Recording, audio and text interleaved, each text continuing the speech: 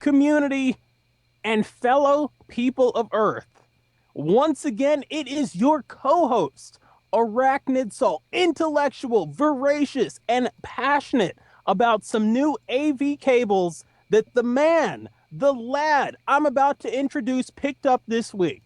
Fighting out of New York City, weighing in at a staggering 359 pounds of ripped, jacked, shredded, and chiseled muscle. It is your host. It is the one, the only, the amazing Fight Night's Finest. Fight Night, what's going on? Damn, look at that intro.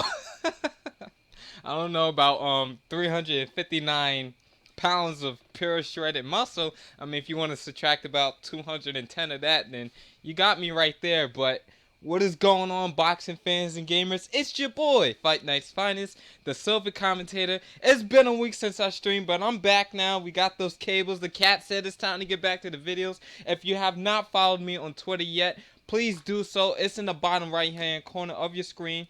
FNFinest on Twitter, and you can follow my co-host Arachnid So, youtube.com/Arachnid So, and also his Twitter, Arachnid So. Go ahead and make sure you guys follow him there. If you're watching the stream at the time, I see we got a couple of people in already. We got Kamikaze in the comment section. We got Relapse. We got Sendo. We got the regulars already in the comment section. Please hit that like button. Please tweet this stream out. And let's go ahead and get into some online matches. Actually, we're going to do some viewer games today. I'm pretty sure we have Slong Cut ready and to roll. And we also have local people with 20 ready to go too. So let's see if we can get these guys ready to go. So Arachnid, you posted an important video on your channel this week. I want you to link that in the description if you can, or tell the people about what it was that you were talking about.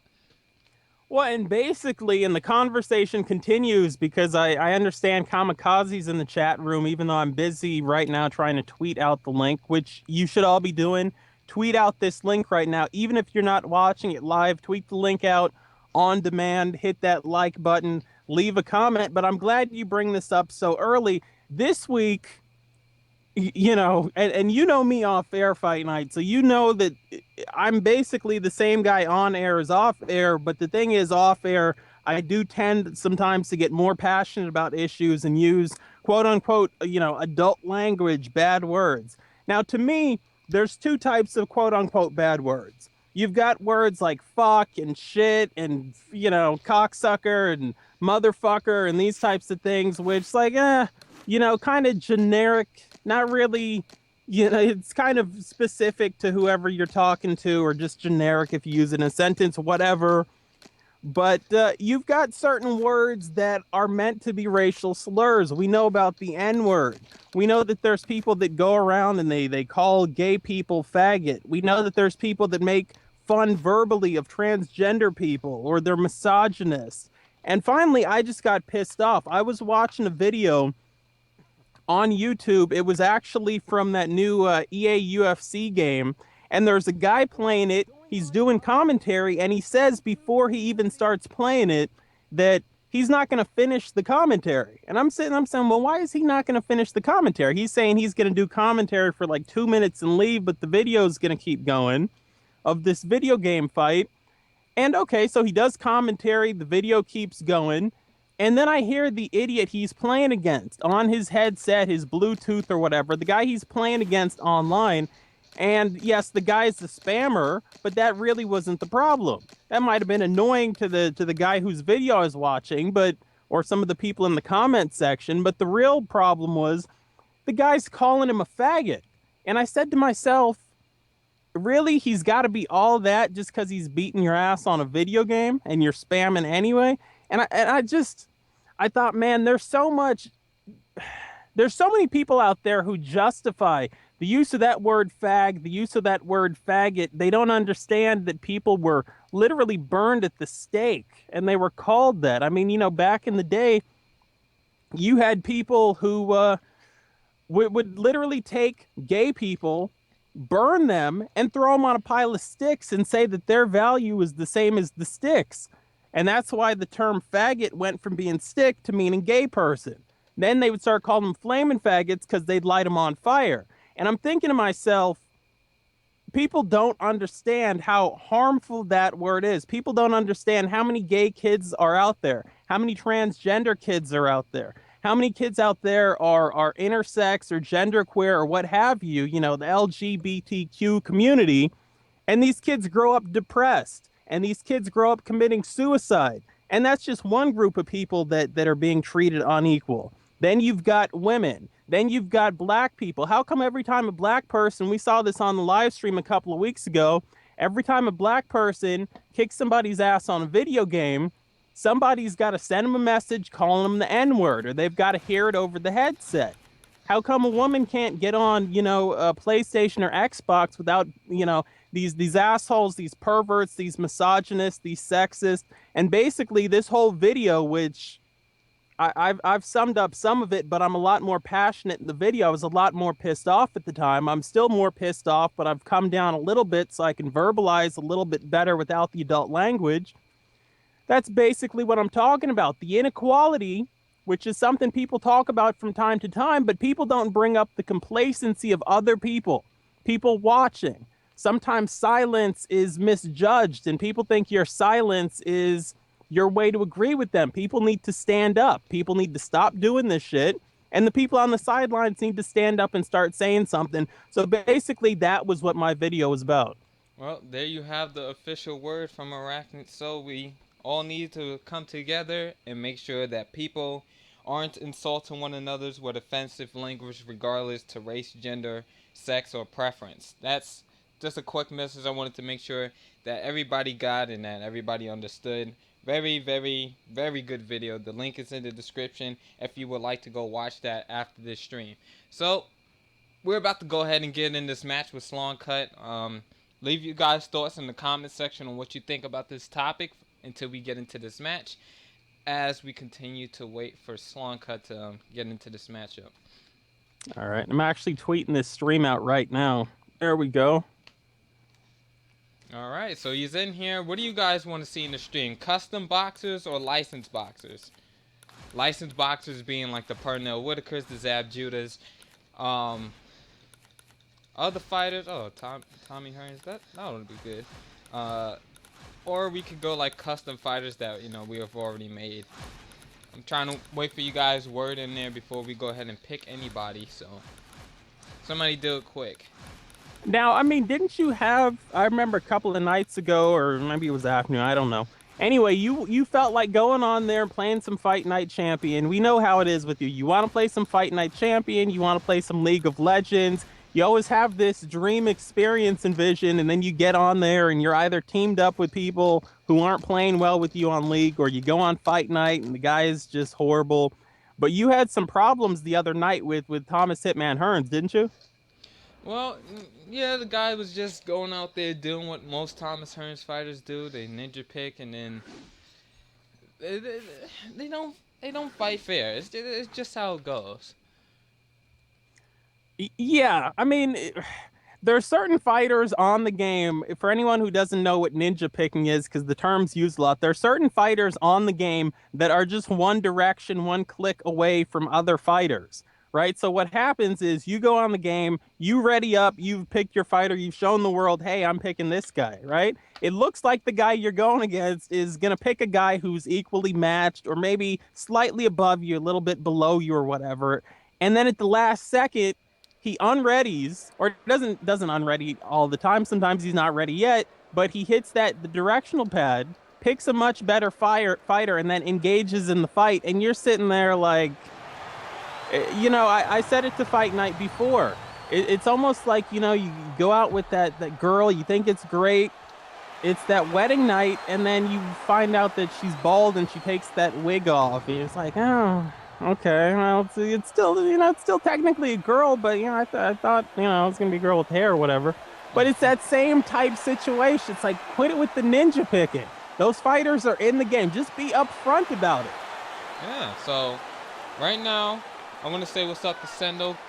Jabber, what happened to Jabber, I guess, since you're his related cousin. And We're going to get in some Licensed Boxer gameplay right after this, so stick tuned. This is actually the League Fighters that we have from a while back. He looks just like my top 100 guy, so hope you guys don't mind that too much. But with the League Fighters, it's basically really balanced. I never was for the 15 overall stuff, like 15 on every punches, just due to the fact that the 15 on every punch just makes it the flash KOs possible, and this is just for you to have the skill-based matchup to see who's the better fighter. And you can't really do that with sometimes with licensed boxers, because some boxers are better than others. Some have a little bit more power, which will favor them on the scorecards. There's just a bunch of different things that happen with licensed boxers.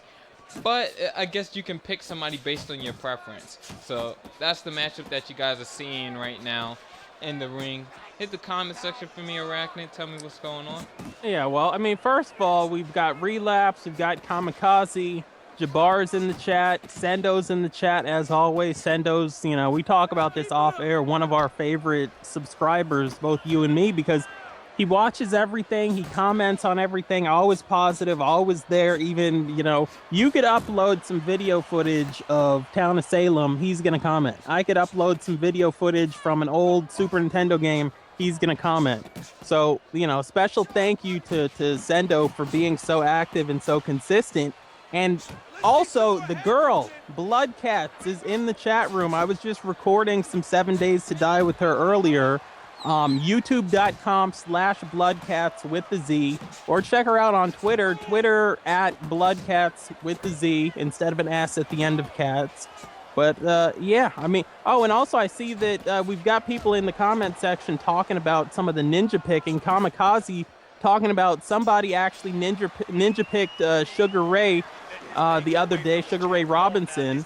And Kamikaze usually doesn't fall for it, but the guy was slick and, you know, had that nice tester might thumb on that D-pad and was able to switch over last second. Yeah, I had a guy do this actually earlier to me. And he saw I went to go pick Joe Calzak, and he tried to go pick ninja pick Tyson. But we saw it coming. Then he tried to pick David Hay, and I went with Lennox Lewis. And then he ninja picked Muhammad Ali. Guy had a record of like 214 wins and 32 losses. But we gave him that extra loss. That should be coming onto the channel maybe Friday, or maybe an extra match, maybe Saturday.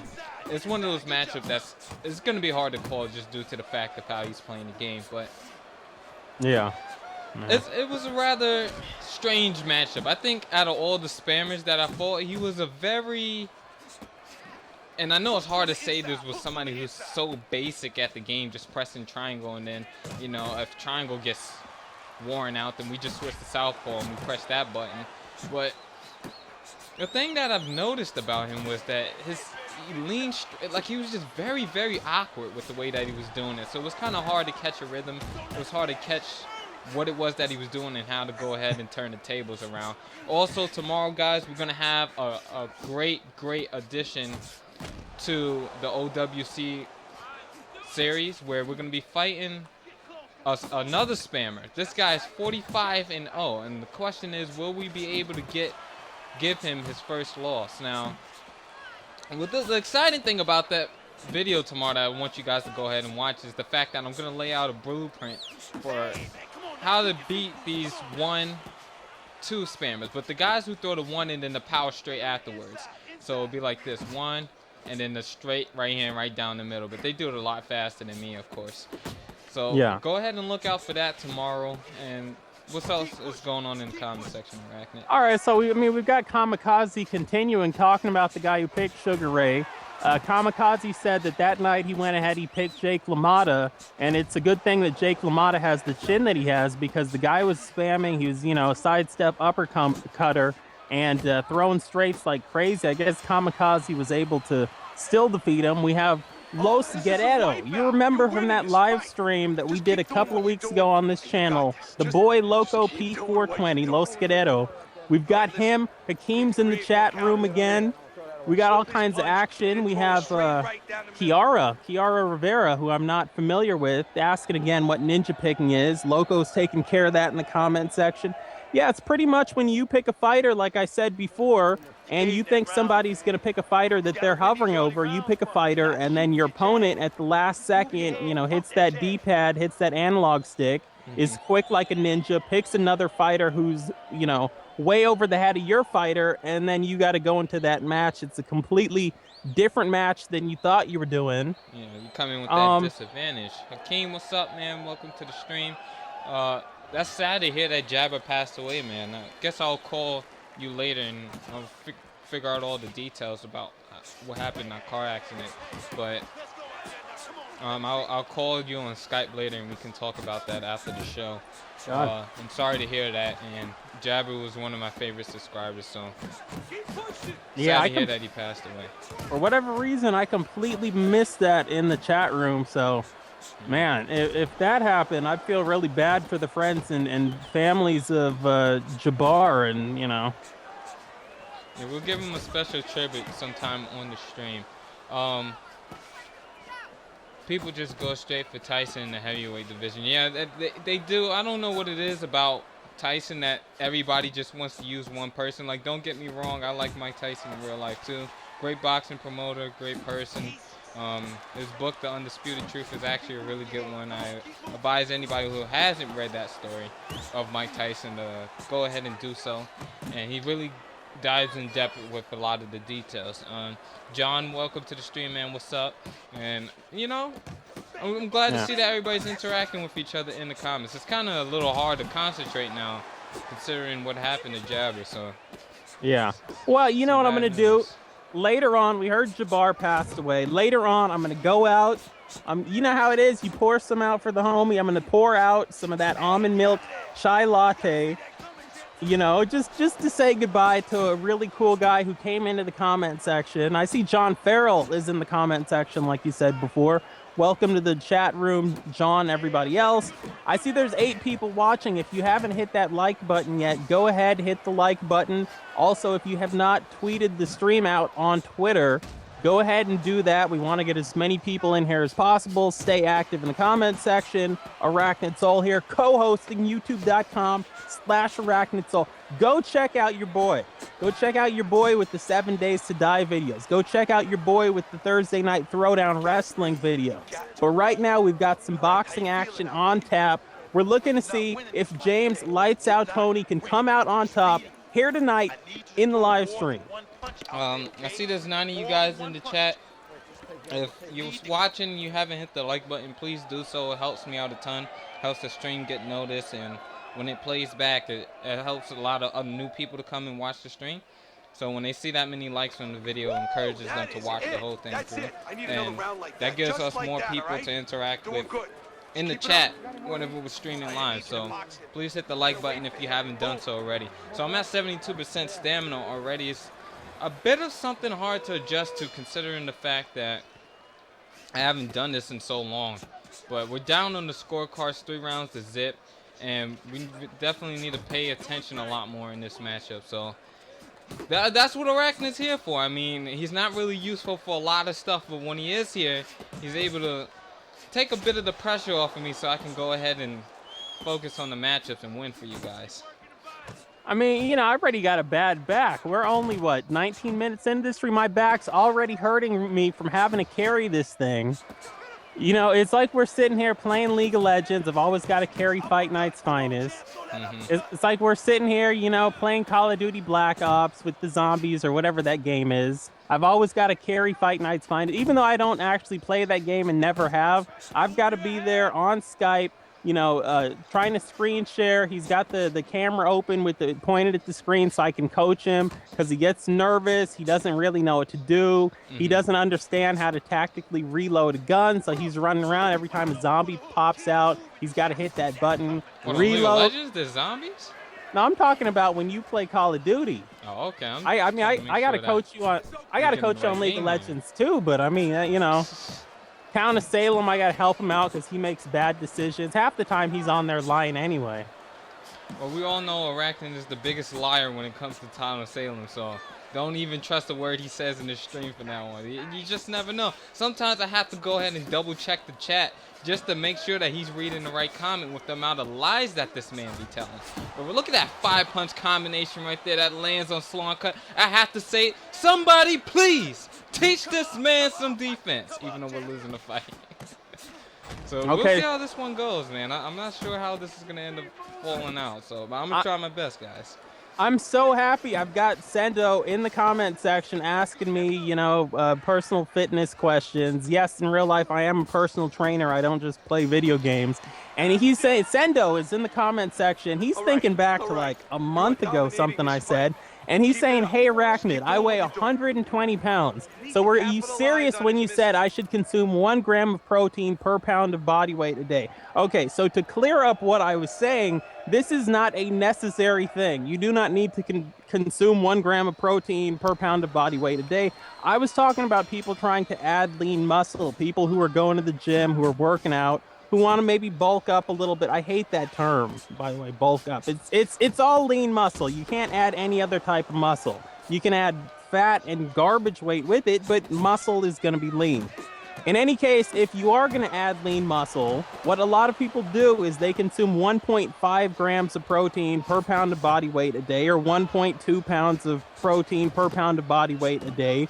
You know, the jury's still out. Nobody can say that one formula is going to work for everyone the same way that, you know, no one can say that, hey, eat this, it worked for me, it'll work for you, or sleep this amount of hours. Maybe you need more sleep.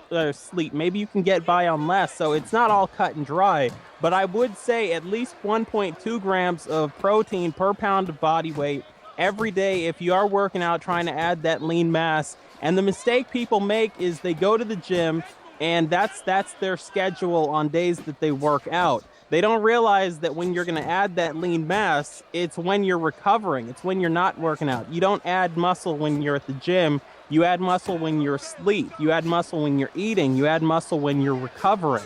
That's when the muscle's mending. That's when the muscle's getting bigger and stronger. So on days off, that's the best time to eat. You worked out on Monday. You got Tuesday off. You're not going back until Wednesday. You're going to work out on Tuesday, so you recover from what you did Monday, but also what you eat the day before affects what you do the next day in the gym. That's your energy store for the next day. So if anyone else has any fitness questions, I'm happy to answer them. Look at that. He ain't even charging y'all. The only you can get this on youtube.com/FightNightsFinest during the streams. Nowhere else. Not even on the Racket's own channel. Yeah, I don't even give free fitness advice on my own channel. Yeah, that's what I'm saying, you know.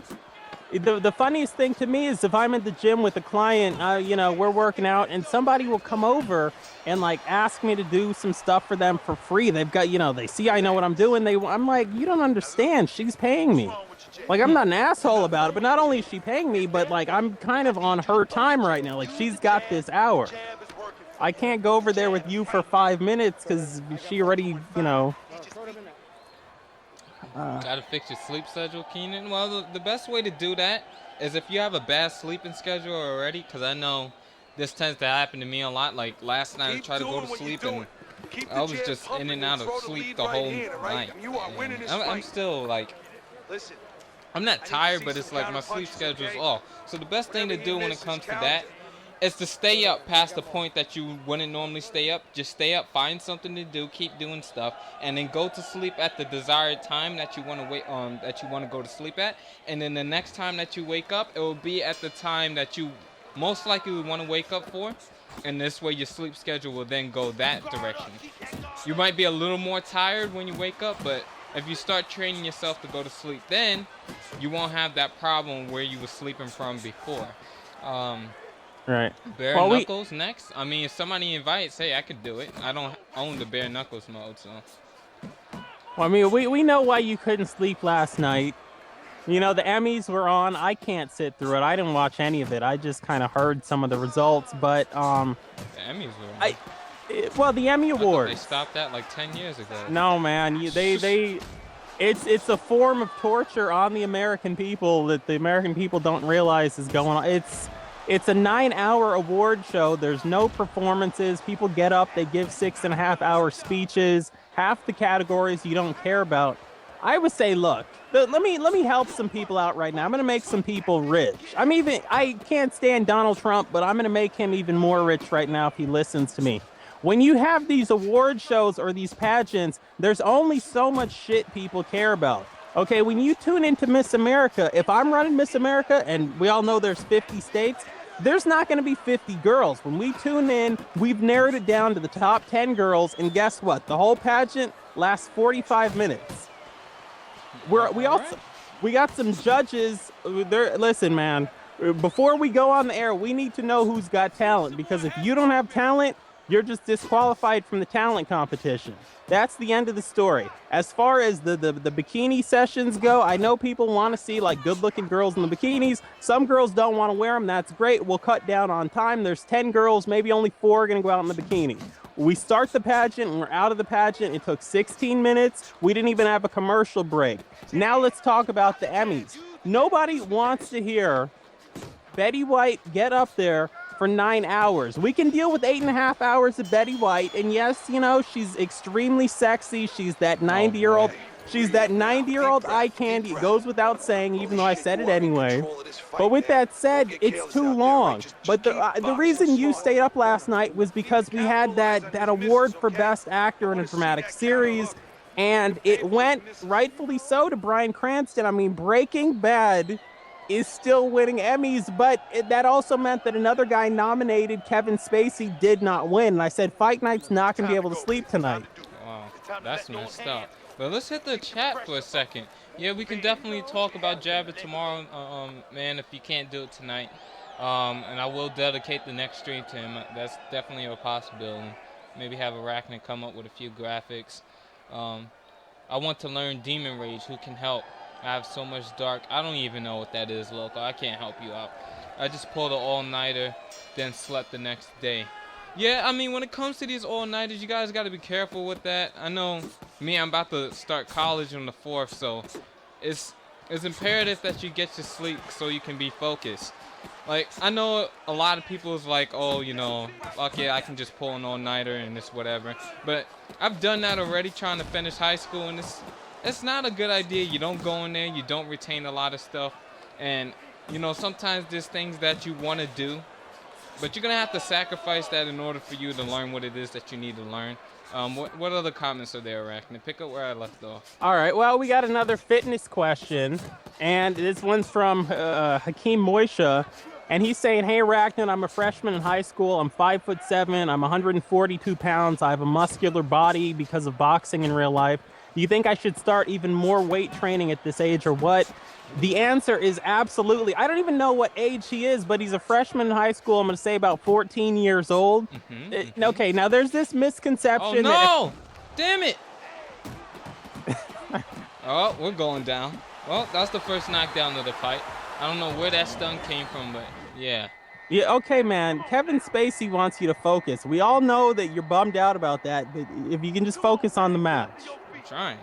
Okay, so anyway, what I was saying about Hakeem, there's this misconception that for whatever reason, you can't start working out until you're 18 or 21, or I don't know what age it is, because they say, oh, it's going to stun your growth. And this is another example of people who know nothing about fitness, creating the tropes and the fitness memes that people follow. They don't know what the hell they're talking about.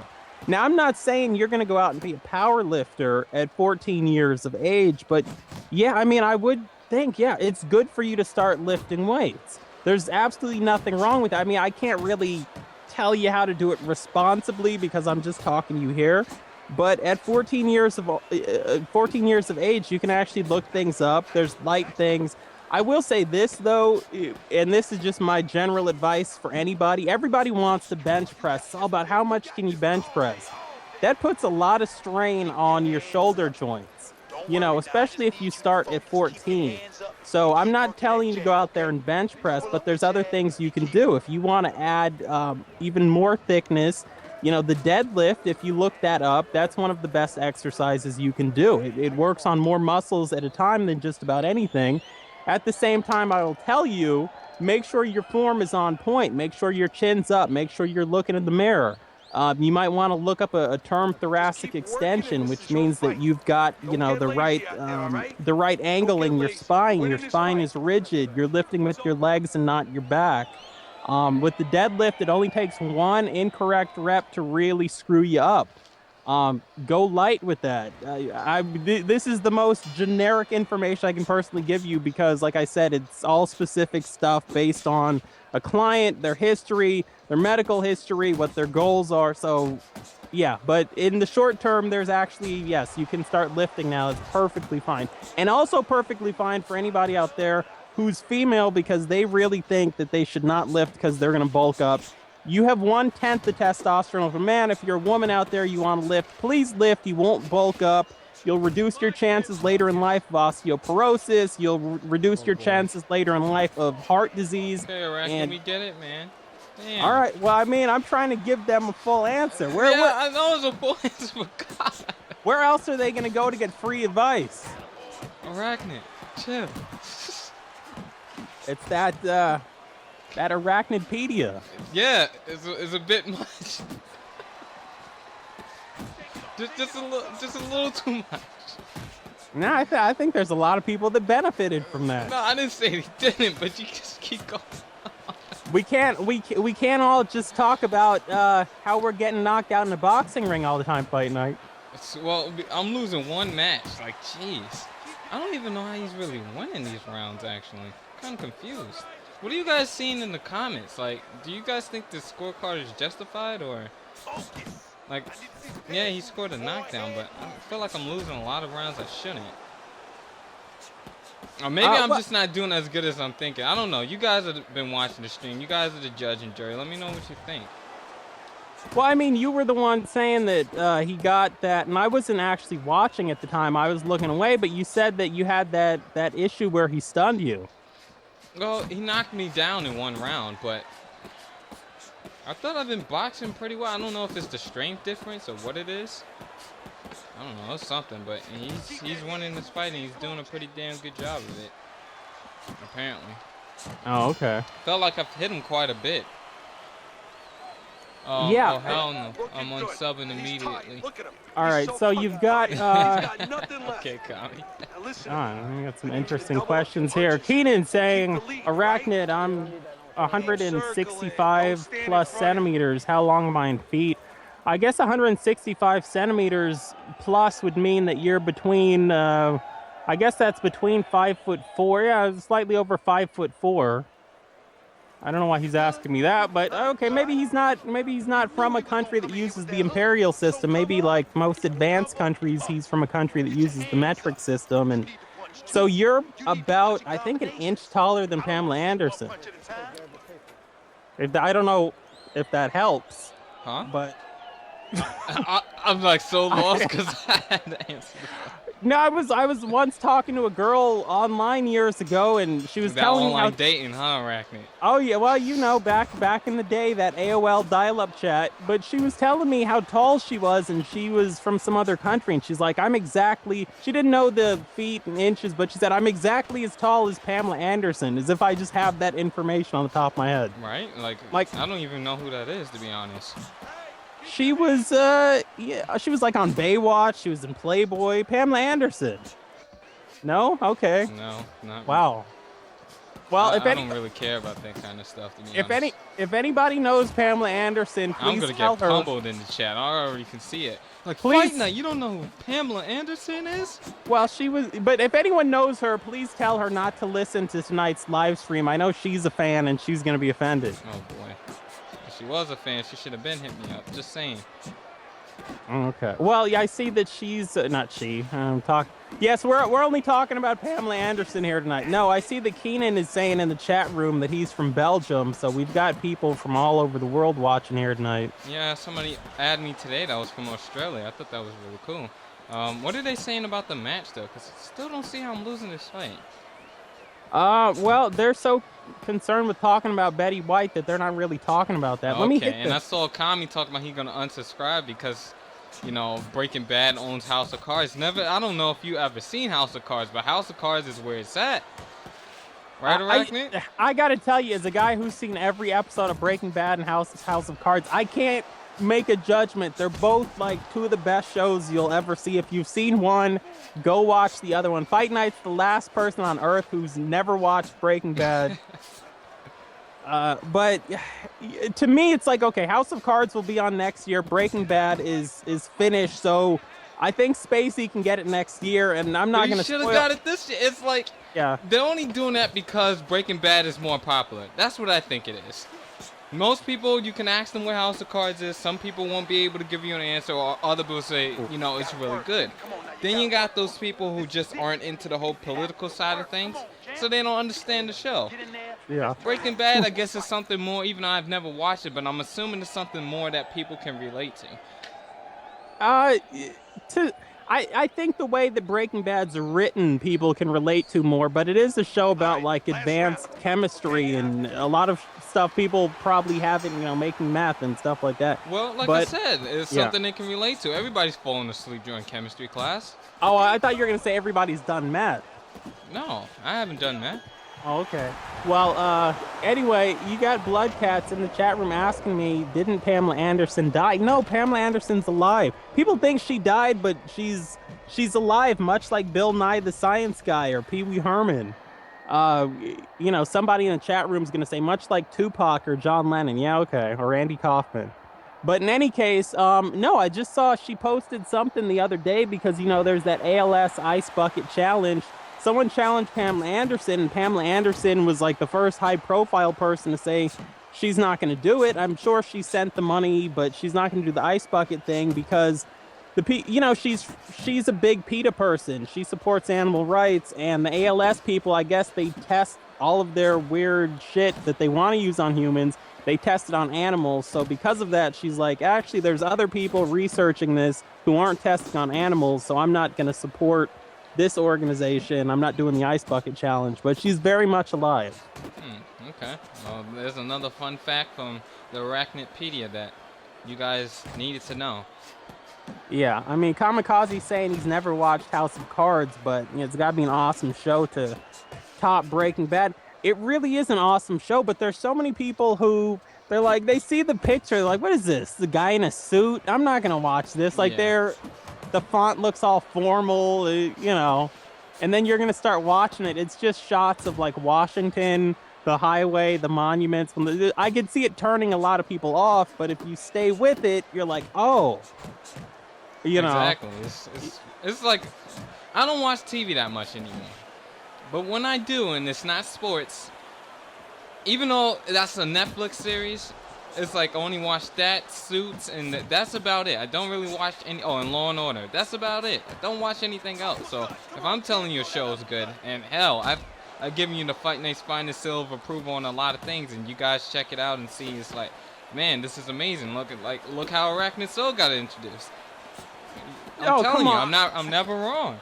Now wait a minute. My boy Kevin Spacey's in it, and it's political. It's like two of my favorite things. You knew I was gonna watch at some point. Oh boy, I'm sorry, Arachnid, but I'm about to go off. I'm so tired of hearing about this 50 Cent and Floyd Mayweather shit. It's one of the most annoying fucking things I've heard in the last 10 days. Like, all it is 50 responding to Floyd responding to 50. Now, I'm not going to sit here and say to you that 50 isn't funny as hell with some of his statements. And I do believe that Floyd Mayweather cannot read a Harry Potter book. But I'm not going to sit here like everybody else and entertain the subject by going on and on and on and talking about this and talking about that. That's high school all over again. I just got out of that shit. I don't want to hear about it anymore. So to me, it's like it's not even something I would discuss with anybody. Loco and Kami, you guys are next. You guys can figure out who wants to do a fight next. Slong Cut ends up winning the fight. Like, I was more accurate, had more counter shots, but he ended up winning the match. I guess it's because I had low stamina, or like the majority of the fight. But yep, Slong Cut is your victor. Yeah, Slong Cut is your victor. Just a quick note: if you guys are in the stream and haven't liked the video, please do. It does help me out a ton if you're signed into YouTube or Google Plus or whatever. It helps me out, so please like the video. Yeah, I mean, talking about good shows on TV, though, it is never too late to go back. I'm so sick of endorsing the show because they don't send me any checks, and they should. I'm so sick of it, but go back if you have not seen it. Damn it, people. Get on Netflix. Watch Nip Tuck, the greatest show in the history of television. That That's an awkward order. moment, that awkward moment of silence because nobody cares. That is an order. If you haven't watched that show, you have no jumping off point or reference to Judge True Blood or The Sopranos or any number of other shows. You must watch it. See, Fight Night, that's a show too. You just watch the first episode because the first episode even is brilliant. You'll get into it. It's not one of those shows where it's going to take 6 episodes to get in. You know, the other show that did well last night was I don't know if you've watched this, but Orange is the New Black. Yeah, I started watching that one a little bit. I haven't really got back into it that much, but it's good so far. But he gets next, get after. Who gets okay? Who's next? Cause I'm confused now. Like, is it Kami first or is it Loco first? Either or, it's fine. Oh boy, Yeah. I think the hell just happened. I don't know. Just capture card just went blank. Hold on, guys. I'm gonna get that back. Okay, we should be back now. If we're not, I don't even know. But anyway, we should be back now. We're gonna go ahead and get Arachnid back in the chat. Let me know if you guys can see it. Let me know if the stream's back up for you guys. Let me know if you're still rocking with your boy after a little bit of a technical difficulty. I know it took some time to get back up, but we're back now. We're back now. That's the most important thing. So I'm gonna go ahead and try to get everything relaunched to where it was, and hopefully everything goes. So what we're looking to do now is like get back either in against local P420 or get in against Kamikaze. Like, and Sloan Cut said in the message that I was reading previous before the stream got knocked off that he didn't know how I was running, how the computer was giving him giving him rounds. So I didn't really understand it either. But nevertheless, it was a great fight. I'm not complaining about who's the victor or not. Just interesting to see how these scorecards work sometimes. So we're gonna go ahead and connect back to these EA servers. I'm waiting to hear back from somebody. Somebody send me a damn invite. I want to get in some viewer games. I want to get in some matches before my hand goes ahead and swells the hell up and I can't play anymore. Let's go ahead and try to get some of these matches in. Still looking to see where the chat is, and I'll be back in just a moment. Just a moment, guys.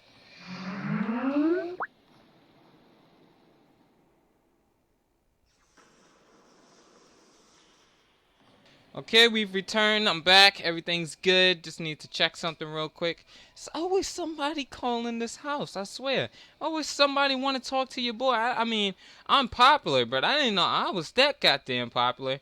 Let's see who's still rocking with me. I'm getting the chat back up in just a second. Let's see who's rocking with your boy.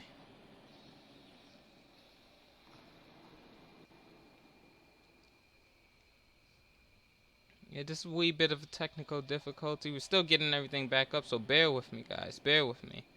Oh, I mean, I gotta work with these amateurs every week. Oh boy, it's about to go down. Alright, and don't start with me, bye. Okay, let me address this real quick, because it's been something. Okay, let me talk about that. I don't know.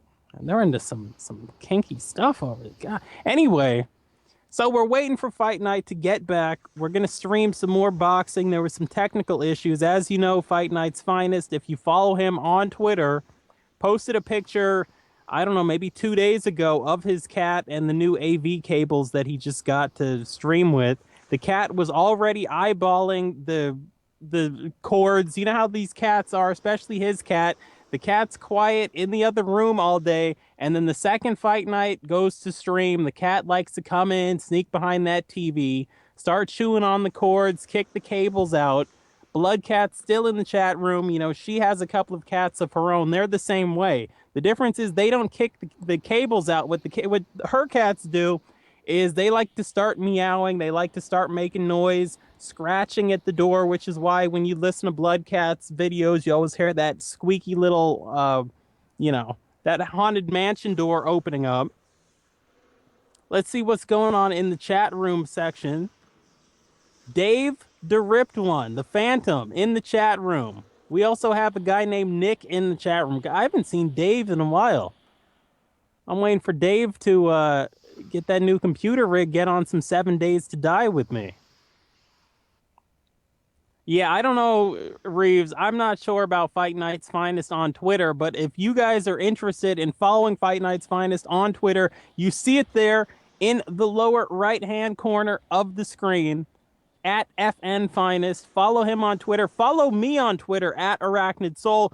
The beautiful thing about following me on Twitter is I get up early in the morning. I mean, sometimes, I'm at work at like 5:30 in the morning, sometimes 6. So I'll get up sometimes at 4 o'clock in the morning, or if I can't sleep, I'll get up at like 3.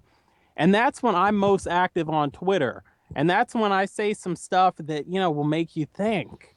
That's when I'll say oh, wow, we didn't really think about that. I start talking about some real shit at like 4 o'clock in the morning on Twitter. But then in the daytime, I'm either out or I come home, I go to sleep early, whatever, so I'm not that active. And the stuff you'll get in the daytime is basically just, links to either videos I put up, videos people put up that I'd like, or, I'm a big science guy. That's another thing. So I'll put up those links. Yeah, we know Loco P420 likes to light up those fat blunts. I was watching Loco in that last video he uploaded, and you could hear him. It wasn't really puff puff pass. It was more like puff puff keep. There was no one else there with him. But he was sipping on some of that sticky icky and then had to blow one out. Had to take one more hit, one more puff at the end just to say goodbye to the people. But yeah, I mean, Loco P420, we want to see more videos from you. And certainly Dave. Okay. Yeah, certainly Dave. We want to see more videos from Dave the Ripped One. The thing about Dave the Ripped One, and he's in kind of the same scenario that I'm in. I don't put out a video every 3 seconds because I like to have the logos. I like to have the quality on the videos. And I feel kind of like I'm cheating the people if I put out a half-ass video. It's the same thing with Dave the Ripped One. He likes to have those videos where he really does a lot of work with them, where he really puts a lot of time into them. And also, unlike me, Dave's got a wife and kids, so there's that whole element. And maybe his job hours aren't as flexible as mine. But that's why you don't see more from Dave. And Dave's kind of that phantom guy that goes away and comes back. Will come back, make a video with his uncle. I believe we have Fight Night's Finest back. He's off the phone with his wife. Fight Night, are you back with us? Well, that was cool. That's some intro back, but yes, I'm back. Let's talk about this face cam thing though. That's what I was gonna talk about before I left. Here's my theory when it comes to this. Imagine, me and Arachnid talked about this several times, but I'm gonna use this example. Imagine you're sitting down watching a boxing match, right? You're just sitting there, everybody's enjoying the match, and then all of a sudden, while this match is going on, in the bottom left-hand corner of your screen, you got Roy Jones Jr. and Jim Landry sitting there calling the match, and they're talking with their face cam right in the bottom left-hand corner while you're watching the action. It makes no sense for somebody to have their face in a bottom left-hand corner, bottom right-hand, top left-hand, wherever you want to put it. I'm not a vlogger. I'm a gameplay commentator. That's what I do. I talk to you guys about the gameplay, and then, occasionally I bring you guys something a little bit different, with just a thought that I may have randomly had. So the face cam for me is an annoyance when I'm watching it, and I would never sit here and put a face cam on because that's not what the purpose of my channel is for. It's not to sit there and have my face plastered somewhere in the corner. I'm trying to show you guys either how to get better at the game, share a thought that I may have, and also people tend to judge people based on how they look, which will slaughter all their ideas regardless to whether I'm gorgeous, whether I'm ugly, whatever the case may be, whether I'm black, whether I'm white, whether I'm orange, whatever the color may be. People tend to judge you for what it is that you look like rather than what it is that they're hearing. So that's the main reason I will never use a face cam. And to me, it's just a pointless thing to have. Well, and I talked about this a little bit, and Dave's talking about that video I did on how the online ranting or the online racism, sexism, and homophobia need to stop, and how I made that video ranting on it. And he's saying that he's going to make a video, kind of in the same vein as that video, which I call on more people to do. It's not about watching the video and then just agreeing in the comment section. Get your ass out there, tag you're it, go do something about it. But in the comments of that videos, I was talking to Kamikaze or somebody, and maybe I don't know who it was, but in any case, I was saying that for whatever reason, we have this weird idea in our society that, if you're a straight white male who kind of has a generic look, you're the only person who can have a face cam and not be disrespected or not be treated like shit because of it. If you're not a straight white average looking man and you have a face cam in a video, there's going to be issues. Someone's going to say something because the farther away from that you are, that's the shit people are going to pick on. So yeah, and also just in general, when you watch a commercial on TV and you hear the guy doing the voiceover, you don't see a picture of him talking in the corner. When you guys watch boxing in real life, I was saying this to Fight Night's Finest the other night. You don't want to see the two commentators down there in the corner. I'm watching video of them and trying to focus on the match, and they're looking at the monitor. It's of no relevance what they're doing. It's of no relevance what they look like. It's about the material. Yeah, don't understand the point of it. Like I said, I know maybe some of you guys want to know what I look like for some strange, odd reason. But that's like me seeing you in the comment section every day, and it's like, oh, I want to know what he looks like. It's like, why? I honestly don't get the point in it, and because there's no logical explanation for it, I'm not gonna do it. So if any of you guys are wondering, that's just the answer to the problem. Right. And I see Reeves is surprised the Fight Night's Finest actually addressed him. Yeah, I wasn't here at the moment. I got caught up in some other stuff.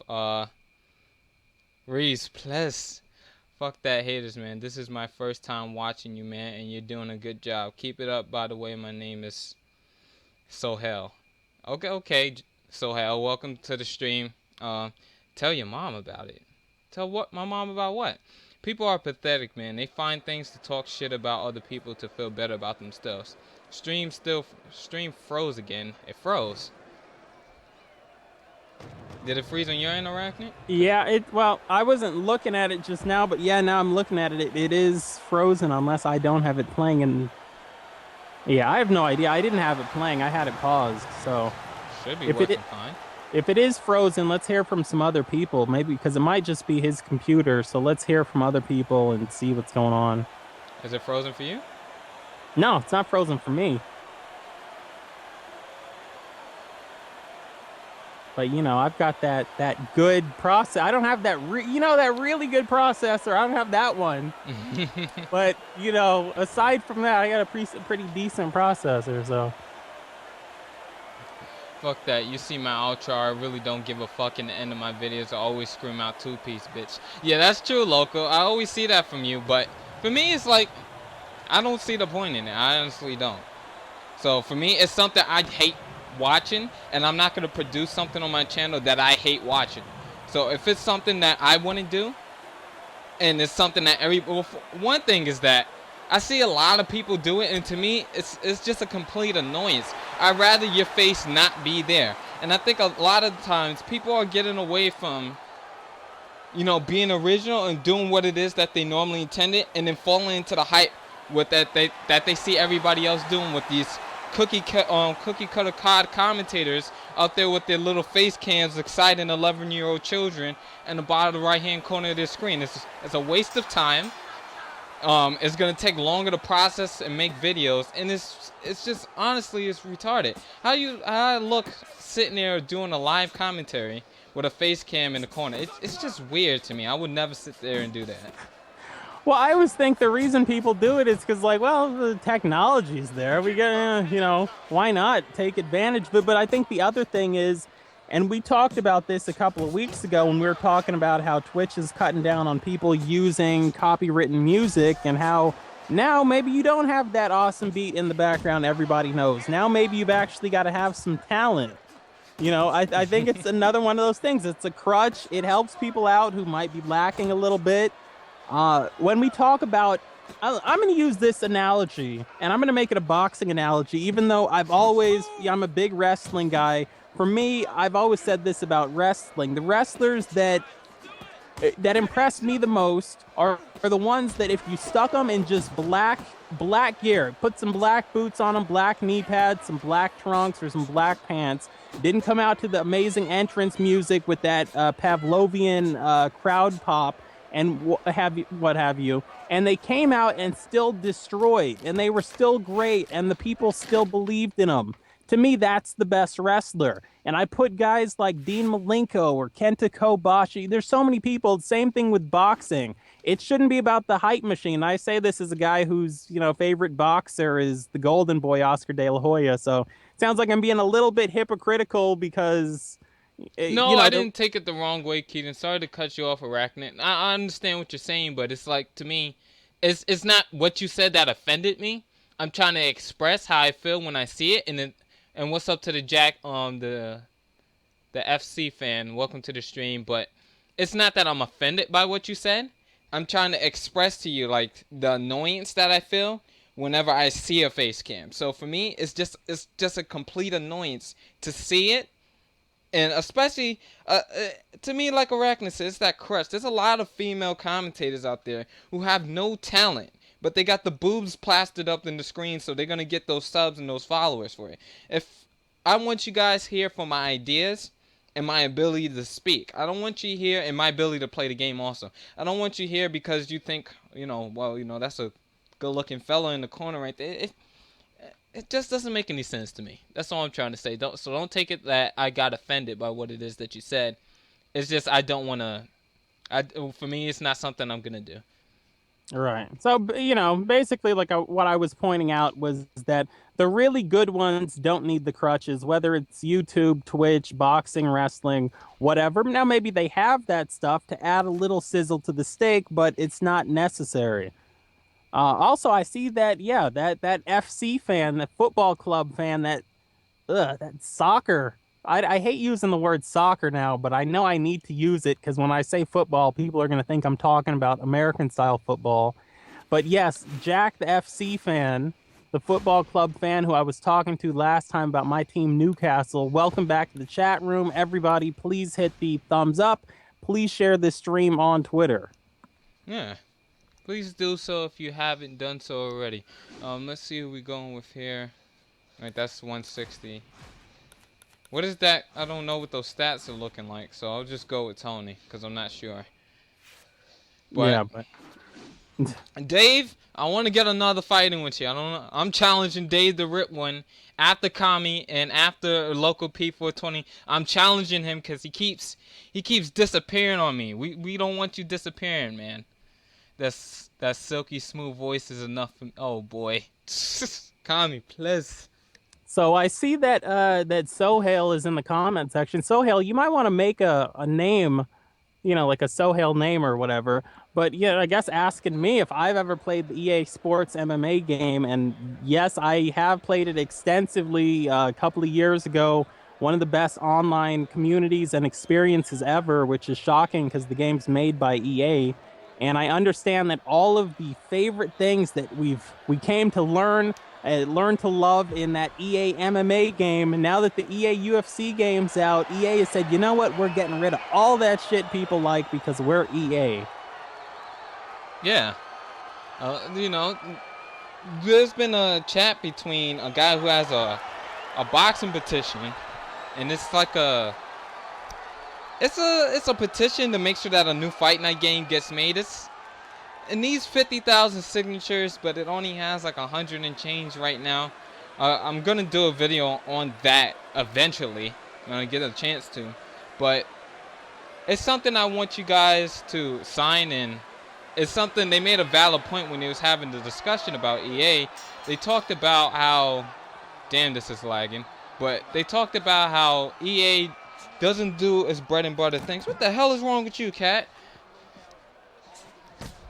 But they talked about that EA only sells games now based on their name, not based on how good their games are. So I think that's a very true statement when it comes to the MMA games. And I actually heard from Relapse. I saw a video from him today, youtube.com/xrelapse. You can find his link in the description, of him talking about the patch notes that came out for that game. So that game should be fixed now and should be ready to be played, from what I'm hearing.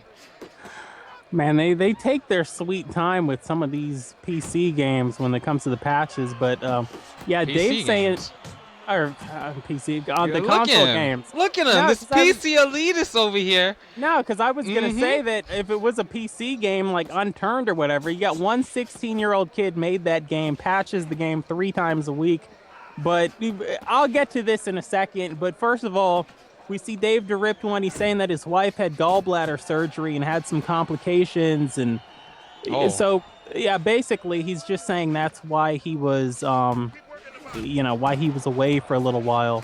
Oh, okay. Well, sometimes Dave, we don't know. It's like Arachne said earlier. Sometimes you're like a phantom. You just disappear on us. Be going ghost like a Latin king. Dave's saying his mom was visiting as well, and I don't know if this is true or not, but I heard that a couple of weeks ago when Fight Night's Finest was playing Dave DeRipped one on this game, and Dave DeRipped one was beating the snot out of him, that Dave wasn't even home, that his mom picked up the controller, and Fight Night's Finest was getting pummeled by Dave's mom on this game. But I won the fight. Well, I mean, yeah, it's true. I won by 1 point, but I won the fight. A win's a win.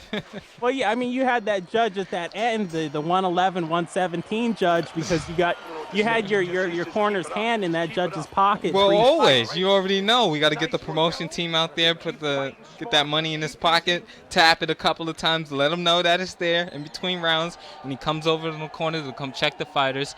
But yeah, Dave, what I'm gonna do is I'm gonna get a link for it.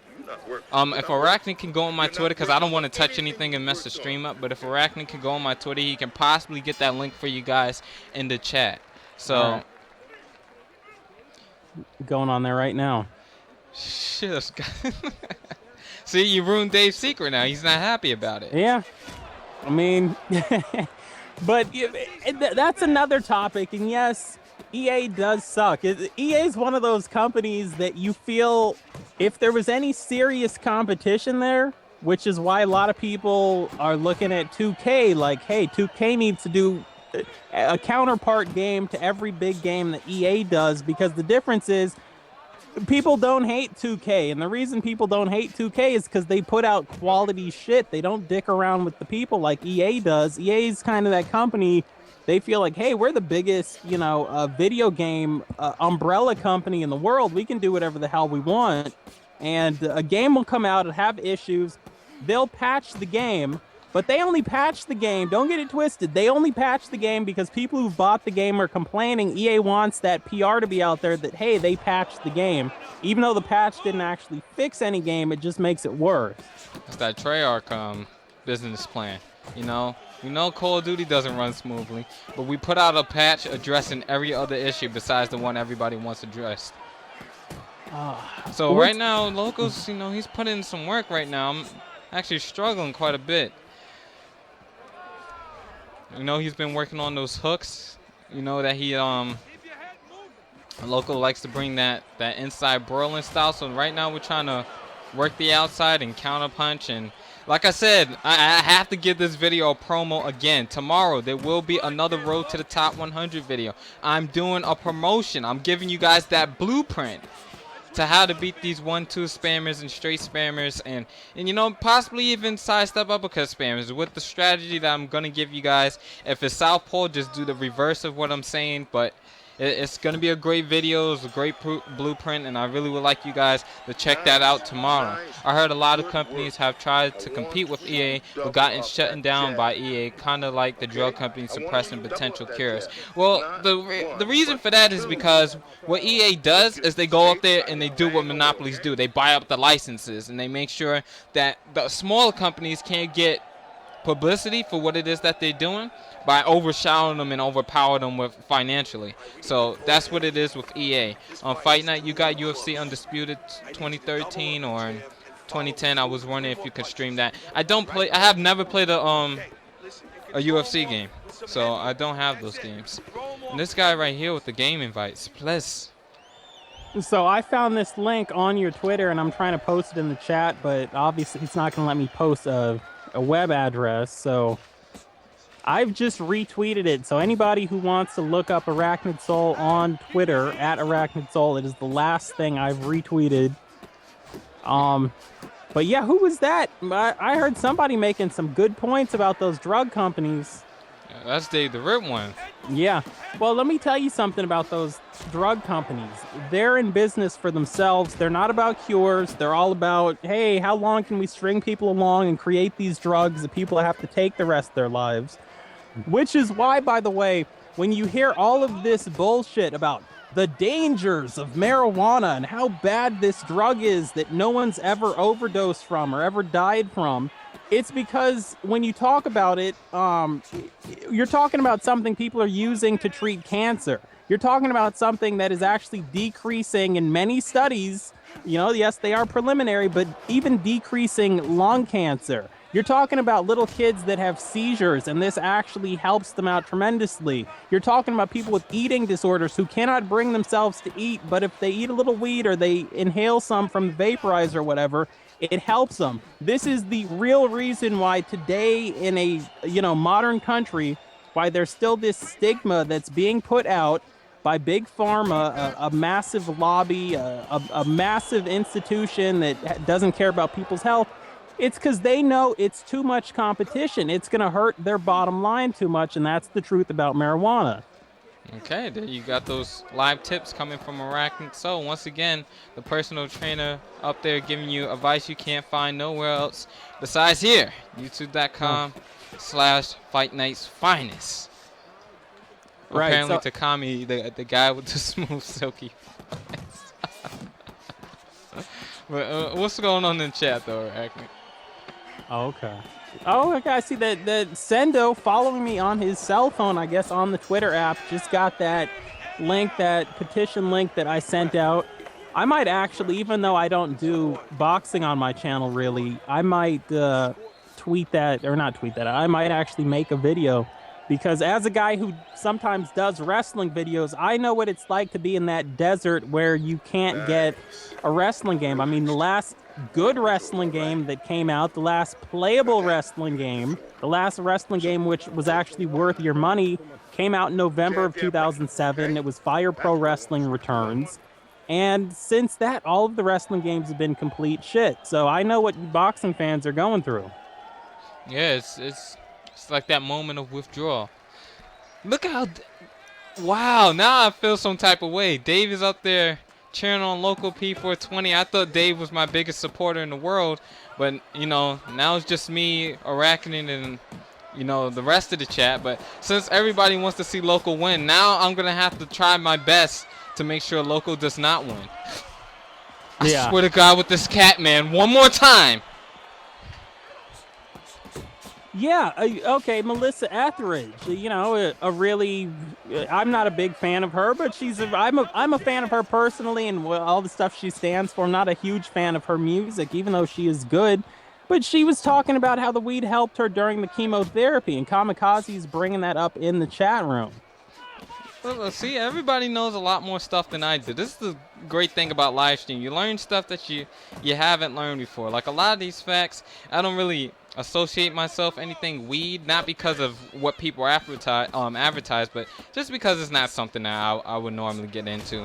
So for me to sit here and just read all these comments and learn all this new stuff, it's the main reason why I'm so glad I have the technology and I have the ability now to sit here and live stream. So I want to thank all you guys for leaving your comments and your thoughts and, teaching me stuff too. Because a lot of people always think when you do YouTube, it's the commentator teaching everybody else something. But I learned quite a bit from you guys in the comment section as well. Well, like I always say, they call Iron Mike Tenay the professor. That guy's awesome. If I can be 1/100th as informative as he is, I'm doing something right.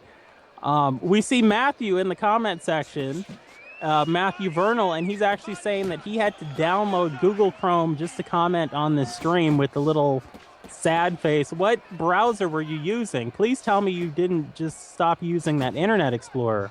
Yeah, because then... I'm glad that you downloaded that Google Chrome. I mean, you're definitely missing out. Yeah, if you came over from something like Firefox, then I understand. I was swayed with that Firefox stuff for a minute there too a couple of years ago. Everybody, oh man, got to get this Firefox. It's the best thing ever. I picked it up. It was better than Internet Explorer, but Chrome is actually a better browser. It's just it takes more processing power. Yeah, it's kicking the hell out of my processor right now. Reeves, what's your challenge that you have lined up for me, homie? With the talent face. All right, we need to keep doing what we're doing. I think we tied this one up in that last round just based on some good solid headshots that we was able to land. But Loco, like I said, by no means is never an easy person to beat. So we're gonna have to step up and turn it up a notch if we want to win this match. Yeah, well, Kamikaze in the chat section saying he doesn't drink, he doesn't smoke cigarettes, but he's a weed smoker and he always will love weed. And it's one of those things where, like, as a trainer, people will say to me, like, is it bad for me to drink alcohol? I'm like, you can drink it, but in terms of your fitness goals, adding muscle, it actually works against that. You can still do it and be jacked up. I'm just saying it's going to be more obstacles for you to overcome. And they talk about, cigarettes. Can I smoke cigarettes? Oh, that's just kind of bad. You can still get jacked up and smoke cigarettes, but that's an even bigger obstacle. And then there's some people that are like, well, can I still, smoke weed and train? Will that harm anything? I'm like, no. There's no evidence to suggest that smoking weed will even hinder you at the gym. In fact, there's some evidence that'll actually help you get more jacked up and, so, yeah. I don't want some loud right now then if that's the case. Yeah, I don't want this to turn into the weed infomercial, but, Well, you do this every stream. Well, I like to bring it up for whatever reason. Because I don't smoke weed, but he does. He's lying. He comes on high on the air every time. Before the reason he gets that epic voice that he does during throwdown is because he smokes. He just gets just a little hint of those greens before he comes on stream, and that's what gives him that voice. Well, I mean, Fight Night's Finest is over there, always hogging the ginger snaps. Always hogging those Jolly Ranchers, the sour apple ones, when his friends are smoking weed, have the munchies. Because that's the kind of guy he is. He likes to bogart his stuff. Whether I was high or not, nobody better touch what belongs to me. Especially if I'm at Wendy's and I get my large fries. I don't give a damn who you are. Don't touch my large fries. Okay, I see that Matthew came over from Firefox. Yeah, I think that's the journey a lot of people make. You start with that Internet Explorer. Now people go Internet Explorer to Chrome, but if you were around in like 2005 to 2008, you went Internet Explorer to the Firefox to Google Chrome. Maybe you were on that nasty Netscape with that little compass, if anybody remembers that. Yeah, I remember that. Wasn't that Safari? It's something. I don't even remember. It was nasty though. Yeah, it was something. Let me just. Can I do a tutorial on how to throw heavy punches? Like, who left that? Damn it. That was Keenan. Yeah. Let me just say something. I don't know if you haven't noticed or not. All right, she's going in the kitchen, but let me just say this. I have never done well with throwing power shots. If you haven't noticed, I'm really like just a volume puncher. I just throw a lot of volume punches and I throw a lot of combinations, and I break my opponents down with a multitude of shots. I'm not really good with power shots either. And I don't think it's not because I don't want to be, but it's just because I've never really tried it much. Local coming with those power uppercuts downstairs to the body after he saw me do it. Here, have another one. And another one. And another. Okay, I'm sorry. That's enough. All right. Let me see here. Let me scroll up and see if we missed anything. Did Reeves leave his challenge in the comments? If you did, Reeves, leave it again because I'm not scrolling up that far. I'm back up to Melissa Etheridge now. My ex-girlfriend, by the way. Oh boy.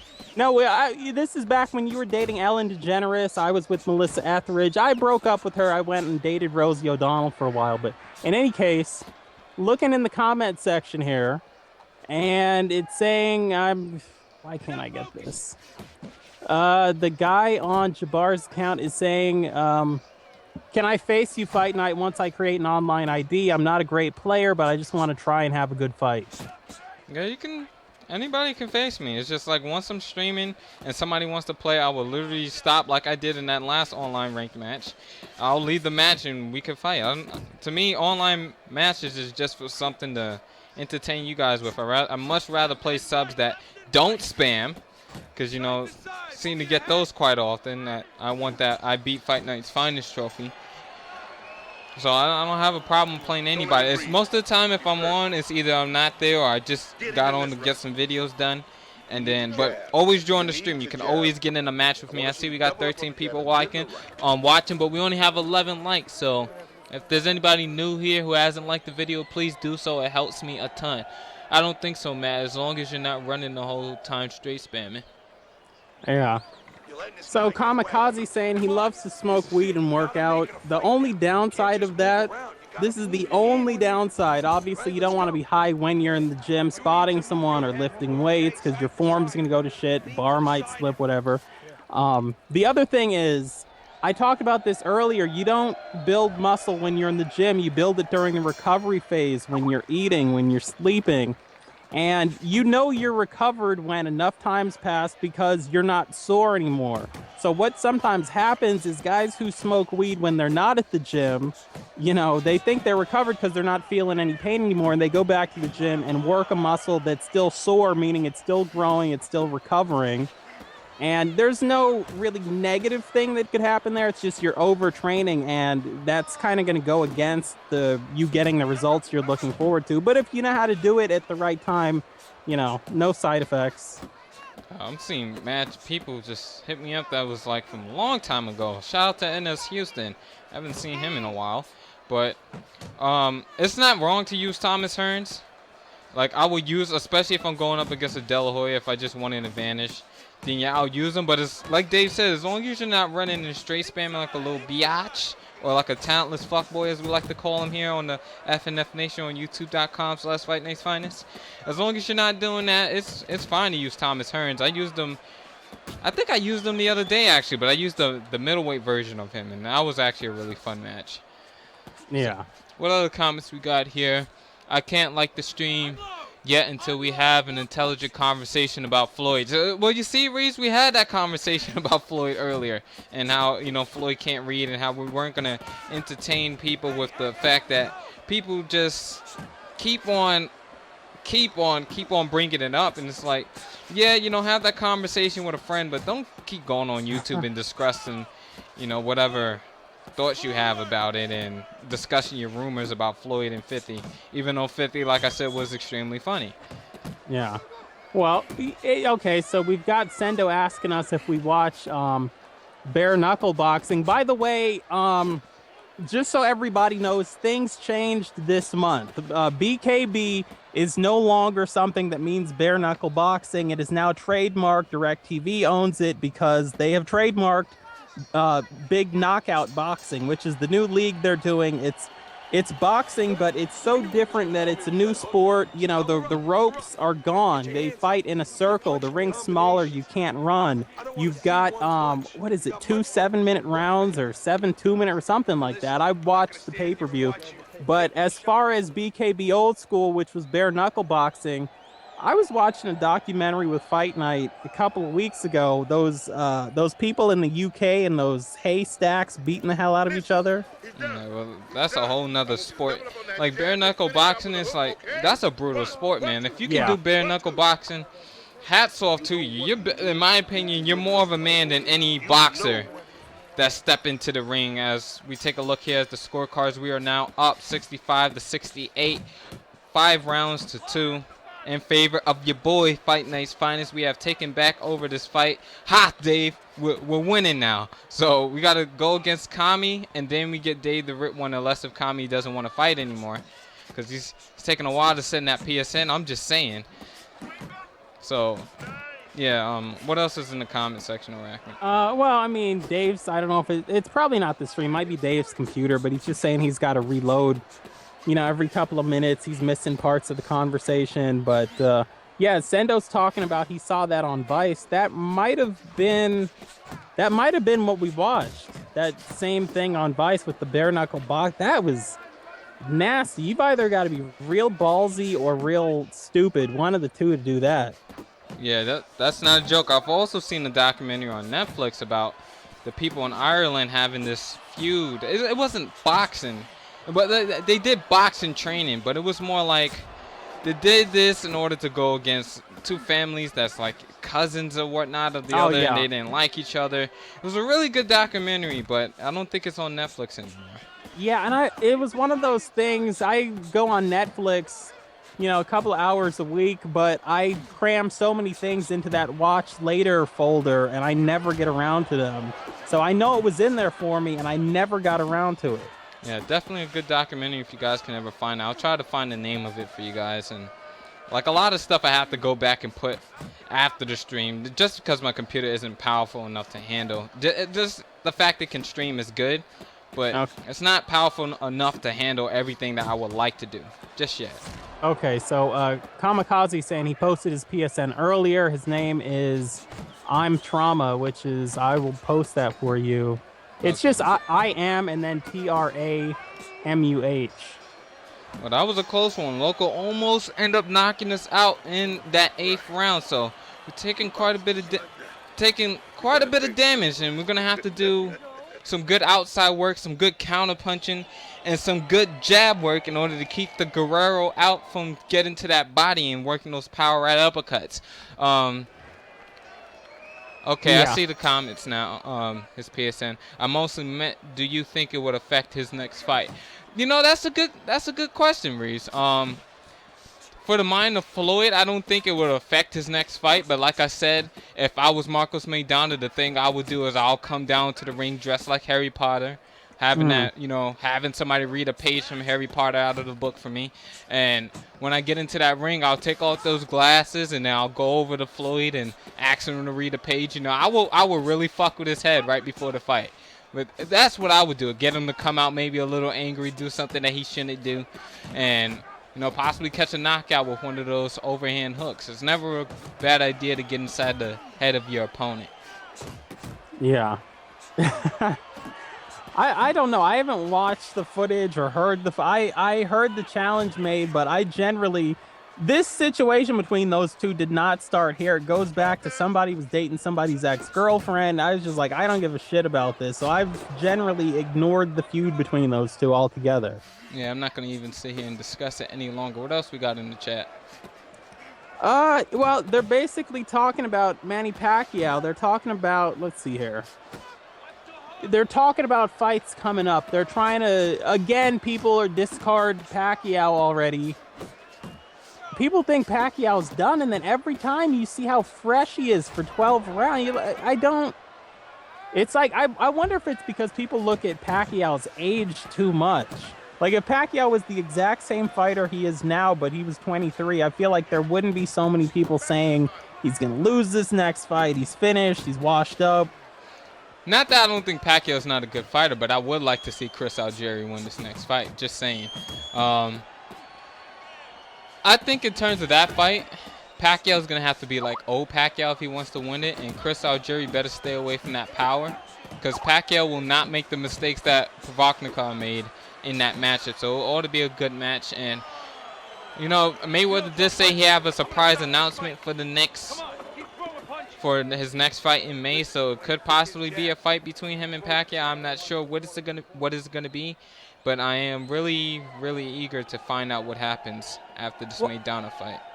Well, I heard that the big surprise was that your boy Mayweather was actually going to call out Pacquiao for a match, but it's not going to be a traditional match. These two are going to have the first ever professional boxing ladder match. They're going to take 2 golden gloves. They're going to hang them 15 feet above the ring. The guys can punch each other. Don't get me wrong, they've got gloves on, but it's not about knockdowns. The first man who can set up the ladder in the middle of the ring, climb the ladder, and retrieve the golden gloves will be the winner. Okay, let's talk about this real quick. A lot of people keep talking about Chris Algieri's going to get knocked out. Look what he did to Provodnikov. He took those shots like a man, and even when he got knocked down, you can tell he wasn't hurt. I don't think Pacquiao's going to knock him out, and like Dave said, he's off the juice. I don't know if he was on the juice. Everybody always talk about the size of Pacquiao's head and how it increased, and he was on the juice and whatnot. But I just think Pacquiao fights a completely different fight since he's been with Freddie Roach than he did before, and I think that is the reason he doesn't get knockouts anymore. But you can still see the damage that he does to people's faces. So I don't know if it's the juice thing. I don't know if he was using them steroids or he was using them drugs. But I can say this. I will say this, actually. I do believe that Pacquiao still has knockout power. He just been against opponents with really good chins. Marquez, really good chin, but he was able to knock him down quite a few times. And I thought if that fight went on and Pacquiao didn't do that stupid jab at the end of the fight, he would have won the match. Bradley, look how the damage he did to his face, and look what he did to Brandon Rios. And Brandon Rios is just a guy who's known for having a good chin. So I want to say that he doesn't have power. I just think that his style's changed, and the fact that he's fighting competition with really good chins is the reason he hasn't knocked anybody out. Yep. Well, you got Sendo in the comment section. He's saying he hopes Chris wins because that's his favorite boxer, even though he doesn't think that Chris will win. You've got competitive Lisi. Yep, that's how you say it. And he's saying, what do you think about Amir Khan? Do you think he deserves a fight with Floyd? And if so, who do you think would win that? I'm tired of people putting Amir Khan in the Floyd Mayweather sweepstakes. If he fought Floyd, it will be who's going to run, who's going to clinch more. I think Mayweather would easily beat Amir Khan. I don't want to see him and Khalil Brook fight because that's going to be a clinch fest all day as well. Amir Khan needs to sit the hell down and learn how to block some damn punches and start running. And Virgil Hill needs to teach him how to go out there and block some damn punches. Anybody who's seen him fight, especially against Louis Collazo, was one of the most disgusting fights I've seen in the last few months of boxing. I just can't block. All he did was grab and run the entire time. We're able to end up beating Loco P 420 by decision, 97-93. James Toney prevails, a 41% connect percentage for us, while Loco was at a 33% connect percentage. Great fight to him. He did a lot more head work this fight than he did to the body. And I was on the outside, so I did kind of have the advantage. But nevertheless, great fight to Loco. And we're ready to fight Kami, and then we're going to cap the show off by fighting the one and only Dave the Rip One. Well, I can tell you right now, Loco, and if you saw his last video, you'll know about this. He is trying some new stuff. I think the big thing that he's trying, this was kind of the thing I noticed with Loco when I first started calling some of his matches and watching some of his matches. When I first started, he was that guy who would come out in round one, no feeling out process, and just go after people. He's a more scientific fighter now. He was talking about in his last video how he's been fighting some guys who are, better fighters in the sense that they can hang with him, or maybe he couldn't get as far with them before, but now he can. And I mean, I'm seeing that from him. So that's really cool. It's nice to see guys who can actually switch up what they do and can actually grow as fighters, instead of people who, whatever they do the first week that they have this game, just try to master whatever that is. Yeah, very true. I'll be right back. Guys, got to do something real quick, right. But I'll be right back. I'll leave you to the voice of the one and only, the one and only Arachnid Soul. Yeah, I know. I'm actually not high right now. I'm just high on life, feeling those hippie vibes. In any case, Fight Night's Finest will be back. I'm reading your comments in the comment section. Keep them coming. If you have not hit that thumbs up, if you've not given that like, please do. Also, please follow me on Twitter at Arachnid Soul, like Sendo already does. He gets all of my stuff probably at 3 o'clock in the morning when I'm sending out those controversial tweets. It's Waking Sendo. Like, what the hell? What is this guy talking about? You know, it's me at 3 o'clock in the morning, some smart-ass comment to bash Elizabeth Hasselbeck, but that's what you find on my Twitter. Or you can go check me out on my YouTube channel, youtube.com/ArachnidSoul, We've got your retro throwback gaming. We've got Thursday night throwdown wrestling every week and sometimes the live streams. I play 7 Days to Die. I have Fight Night come over. I have the girl Bloodcats, youtube.com/Bloodcats come over. We have a great time. I'd love to see you over at my channel. Back to the comment section. Yeah, I mean, you guys are basically talking about Miguel Cotto now. Dave, let me know. Are you a fan of Cotto? Because I'm kind of seeing what you're saying. You know, he's not a legitimate middleweight, but Cotto's that guy. It's Cotto's time now. We all knew when Cotto's time was going to come. It was going to come when Oscar De La Hoya retired. He's gone. The Golden Boy's gone. So now it's Cotto's time. I don't know. Why would you even competitively see? Why would you want to see Kell Brook versus Amir Khan? It's literally a clinch fest. That's all it's gonna be, is clinch versus clinch. He's gonna grab the entire match. Amir Khan's gonna run. I don't understand why anybody could sit back, or how anybody could sit back and enjoy an Amir Khan fight. I'll watch him for the sake of hell. I want to see him get knocked the fuck out. I can't stand him. I really do not like the guy. No, Dave's saying Cotto's his favorite fighter, which I would have thought from, you know, even though he uses Butterbean, I would have thought that from some of the stuff I've heard him say. Yeah, it's going to be a while. I don't want to get into it. This is the part where I'm going to get the hate mail. I don't, just let me say this and leave me alone, people. Let me go sit in the corner. It's going to be a while before I can watch another Kell Brook match. Yeah, it's damn clinching and holding every minute. It's not even the fact that Sean Porter's one of my favorite boxers. That's not even the thing. But to literally see how he just got away with holding the whole match, and he didn't have any actual defense for the most part. Yeah, he blocked a couple of punches, but most of the time he was just holding and pushing the guy's head down. I don't want to ever see another Kell Brook fight. I've seen some of his fights before. That's the same damn thing every single time. I don't want to see another Kell Brook fight. I don't even want his name mentioned in the comment section anymore. Just it's an annoyance to me. Don't ever want to see that man fight again. If you could call it a fight. I mean, well, okay, we've got Nick Cisco. He's saying, is he being ducked? That's a shame. He's a big fan. I think, Nick, what's going on is just, I mean, these fights take a little while. There's only so many fights we can cram into one live stream, and a lot of these fights are already lined up from the time the live stream started. You know, if we were sitting here playing Dr. Mario, everybody get a chance. But when we're sitting here for, 20 minutes with the fight, I would say maybe Thursday night, if you come back to the stream same time, 8 Eastern on Thursday, if you are there, I'm sure Fight Night's Finest would be happy to fight you as soon as the stream starts. Yeah, see, this is the thing. If you see somebody in game, I don't know why you would spam them with invites. If you saw already, if you've been watching the stream, because you're obviously in the comment section, if you see that right now I'm fighting 2 other people and I have other people lined up and the stream only goes to 10 o'clock, that's what we've been doing the whole time, is just going based on who was here, who called it first, and then that's when I can go ahead and get a matching with you. I don't duck anybody. I don't know why anybody would feel like they're being ducked. I see your messages. I've talked about it quite a few times already. But I'm not going to respond to you if you constantly keep doing it, because you just can't jump in line in front of everybody else. That's wrong. That's like you walk into the front of the line and you just say, hey, well, I don't care if you guys were waiting online. I got a bit more to offer to the table, so fuck it. I'm going to get in front of everybody. You have to wait your turn in line just like everybody else, and I'm only one person. I can't fight 2 people at once. Yeah, I mean, unless you're walking in, you walk into that room, you have that special Arachnid Soul press badge on. You get special privileges everywhere. You get free food. Yeah, it's called the back of the line.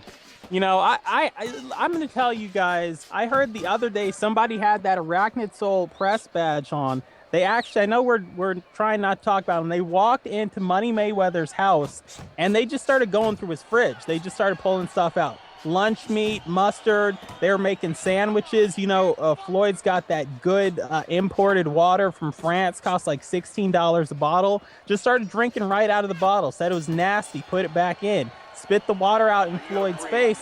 Floyd was about to drop him, but the guy pulled out his Arachnid Soul press badge, and Floyd backed out. He's like, all right, man, hey, pick one of my Bugattis and get out of here.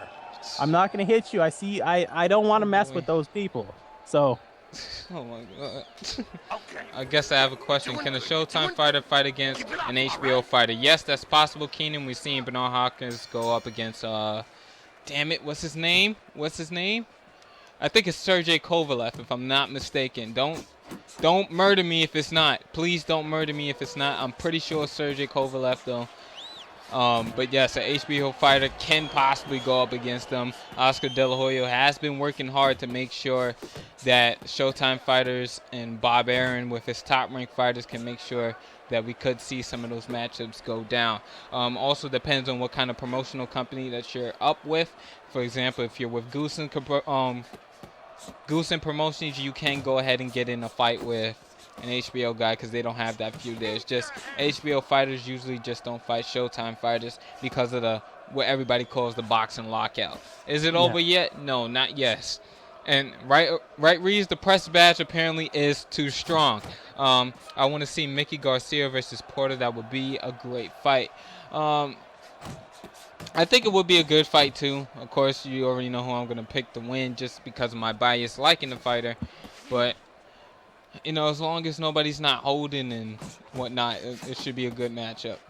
Yeah. Matthew Vernal saying they should do something like they do in wrestling. Floyd, I don't know about Floyd versus Pac, but I would like to see this with other fighters. He's saying Floyd versus Pac, whoever loses has to retire. That would be a good match. Because usually what happens in boxing usually is you have one of the fighters say if he loses that he's going to retire, but generally two guys don't match up and say the same thing at the same time. But I mean, I remember you have seen little stipulations. I can't remember the guy's name, but he had that ugly little nub, that little hair curl a couple of years ago, and I remember there was that like respect versus hair match where if the guy with that ugly curl lost, he was gonna have to cut it off, and the other guy was gonna get to keep it as a trophy. In wrestling? No, this was in boxing. Talking about Hector Camacho? Actually, I think it was Camacho. Interesting theory. Coming out when John Jones loses. Not sure. All good. All good. We're not mad at you or anything. Sometimes we just, I guess, over-explain stuff. But well, yeah, I mean, Fight Night is from New York City, so you know how people are out there. They can't contain themselves. They're wild. You know how it is. Yeah, I'm the type of person that I'll express my idea to you, and I will say any way necessary, like just so that you understand my point. Sometimes I don't mean to come off rude or come off like I'm mad, but I'm just really passionate about the things that I say and the things that I think about. So don't take it the wrong way. Yeah. And by the way, before you send the hate mail, I'm already getting it because I said I don't want to watch Kell Brook fight anymore. But now they're going to send more because of what I said about New York. And there's 8 million people in that city. I'm from New York, so I can say that. Just relax. I don't live there anymore, but you know, I was born there and did live there for a number of years. Yeah, we got Kami up here boxing a very intelligent fight. I'm just saying, he's using that Augustus to great works, to great limbs. Now, Keenan is asking you a question. I know the answer, but I'm going to ask you to not think about in terms of commentary, because if you think about in terms of commentary, you're going to go with Showtime over HBO. Think about just the presentations, the matches that they make, the fighters. And Keenan's asking, Fight Night's Finest, which one do you like more, HBO or Showtime boxing? I like Showtime better because they have a better roster of fighters. The commentary team on HBO, I can't stand Max Kellerman. I cannot stand him, so his pre-fight interviews annoy me. HBO does have the better announcer with Bruce Buffer. Damn it, Michael Buffer. There we go.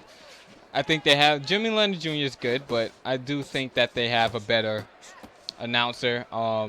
Presentation-wise, I do think Showtime is a bit biased with things, and I don't think Al Letterman knows how to score a fucking fight in HBO, so I don't pay attention to him either.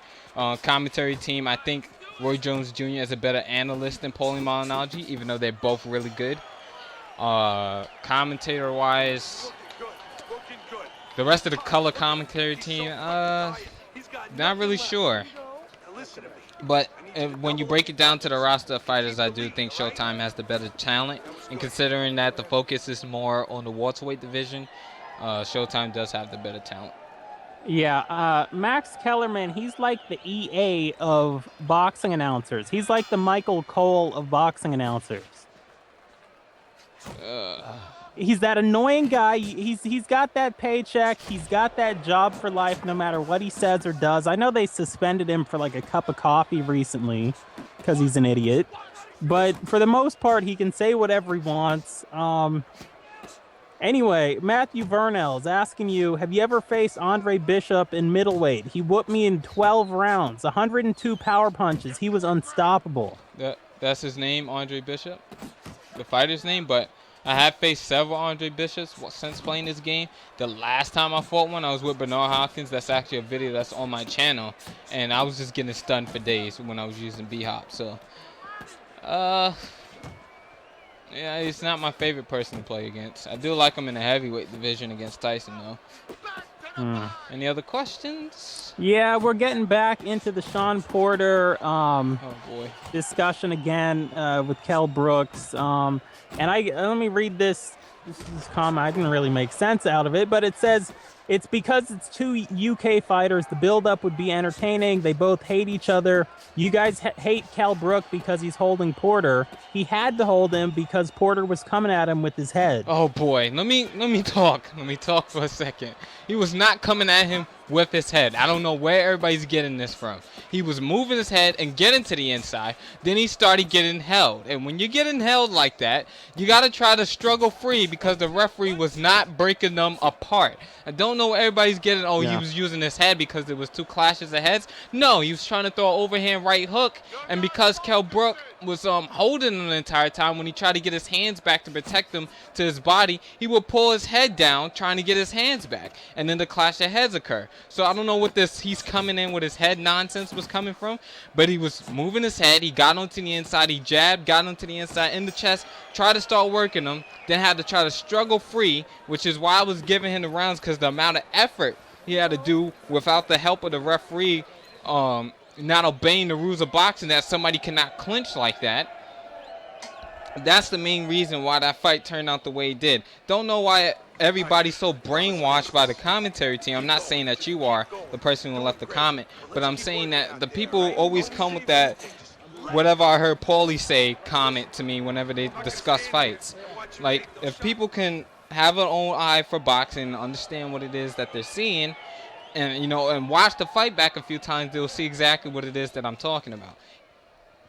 Well, I just kind of feel like everybody seems to be giving the referee in that fight a pass. I mean, the referee did a horrible job. I understand as a referee, your job is to keep the order and also to almost be invisible. A good referee can keep the order, but also no one's staring at him. You're looking at the two fighters. But I felt like I was calling a throwdown wrestling event. I'm seeing side headlocks. I thought at one point Kell Brook was setting up for DDT, or he was going to spin through. He had him in a cravat. I thought he was going for a diamond cut. I mean, it was ridiculous all night. The referee needed to step in round one, like I said. Give him a warning. Don't you guys wish we could have seen that fight where the referee told them round one, hey, I don't want to see any holding. I've seen it. It's over. I don't want to see it round one. We would have got to see either way, no matter if you support Porter or Brook, we would have got to see a better match. We wouldn't be sitting here arguing over whether it was headbutts or clinches. Yeah, so the referee did a terrible job. And at the end of the day, I don't want to hear anything. Back in the day, me and Arachne sat back and watched some fights against some power punchers. Melverick Taylor was going up against a power puncher, a guy who had a lot of strength. But you know what? He tried to move his head. He tried to block. And because the guy had good power and that he was able to deal with the speed that he was putting out, he ended up knocking Taylor the hell out. Why? Because, well, he had to block punches. He couldn't clinch like that because the referee made sure that they didn't clinch. I tell you, if the referee made sure there was no holding in that fight, if he was to ensure that, I guarantee that would have been a completely different fight. Guarantee it. I was just surprised. Okay, round one, I feel he should have said something like I just said. But as the rounds went on and the holding continued, I'm like, is he going to say anything? Then you see the scorecards come up. Kell Brooks is up, and you're like, what is this referee doing? And just letting it go. I mean, like you said, he was afraid. He didn't want to get punched or so. I don't know what they told him. Got that Uh, old referee in the ring. yeah, I mean, yeah, okay, you've got in the comment section asking about the game. Once you win a championship on that game now, do you still have to defend it 6 times every day? Still have to defend it 6 times every 72 hours. It's a lot for me to do it. I wouldn't want a title belt at all. Because the main reason I either lost belts on this game was either from flash knockout or not fighting enough in the 72 hours. Because like I said, like it's already starting to happen. I have a problem with my right hand when I play games using this controller, that my hand tends to get swollen around my knuckles and I can't really play the game anymore without it hurting. So I was thinking about that, and I think I figured out what it was. If you look at the PC controller versus the PlayStation controller, on the PC controller, you don't have to push down those shoulder buttons as much. Like, they don't go as far. yeah, And I think it's because my hands are too big for the controller. Like this is a really, really. oh, here Dual we shocks. go. Here we DualShock go. controllers are really small. I'm just saying. Oh, I just hate when guys start bragging. Oh, I've got big hands. I'm not I've got bragging. big feet. It's like, come on. I'm just saying, Oh. like. Trying to slip it in there. I hate that, Fight Night's always try. Oh yeah, I got to go out and buy some new boxers. I'm growing out of these. Well, it's like, come on, man. Unbelievable. Yeah, you got Matthew Vernell in the chat saying for Brooks' next fight, they're having Jerry the King Lawler do guest announcing, Oh, that ought to be really interesting. which they need to have him sit in for Max Kellerman. Yeah, let him do the pre-fight interview. I mean, post-fight interview. And by the way, unlike Max Kellerman, Jerry the King Lawler actually does have hand-eye coordination, was a damn good, even though he didn't box competitively, he was damn good at sparring, had tremendous hand-eye coordination back in the Memphis days, back in the USWA under Jerry Jarrett. Like, Lawler was one of those guys. Lawler can throw punches. I don't know about now. I haven't seen Lawler in 10 years, but I'm sure he could still kick Max Kellerman's ass, maybe give him that diving fist drop off the middle rope, because Vince Jr. wouldn't let him use the pile driver in New York, kids. Anyway, back. What else we got in the chat? I feel like you're missing a lot of stuff, Arachne. That eye's getting lazy. Okay, so you've got, I guess, Cameron saying he won the North American heavyweight title Saturday. Never lost the belt in a fight, but was stripped of the belt yesterday. I don't know if that's because he didn't defend it, and then he just came on, and he's like, Yeah, if you don't fight 6 times in 72 hours and win, it has to be title defenses. Sometimes as the champ, you'll go up against people in like England or Russia or Japan or some different region.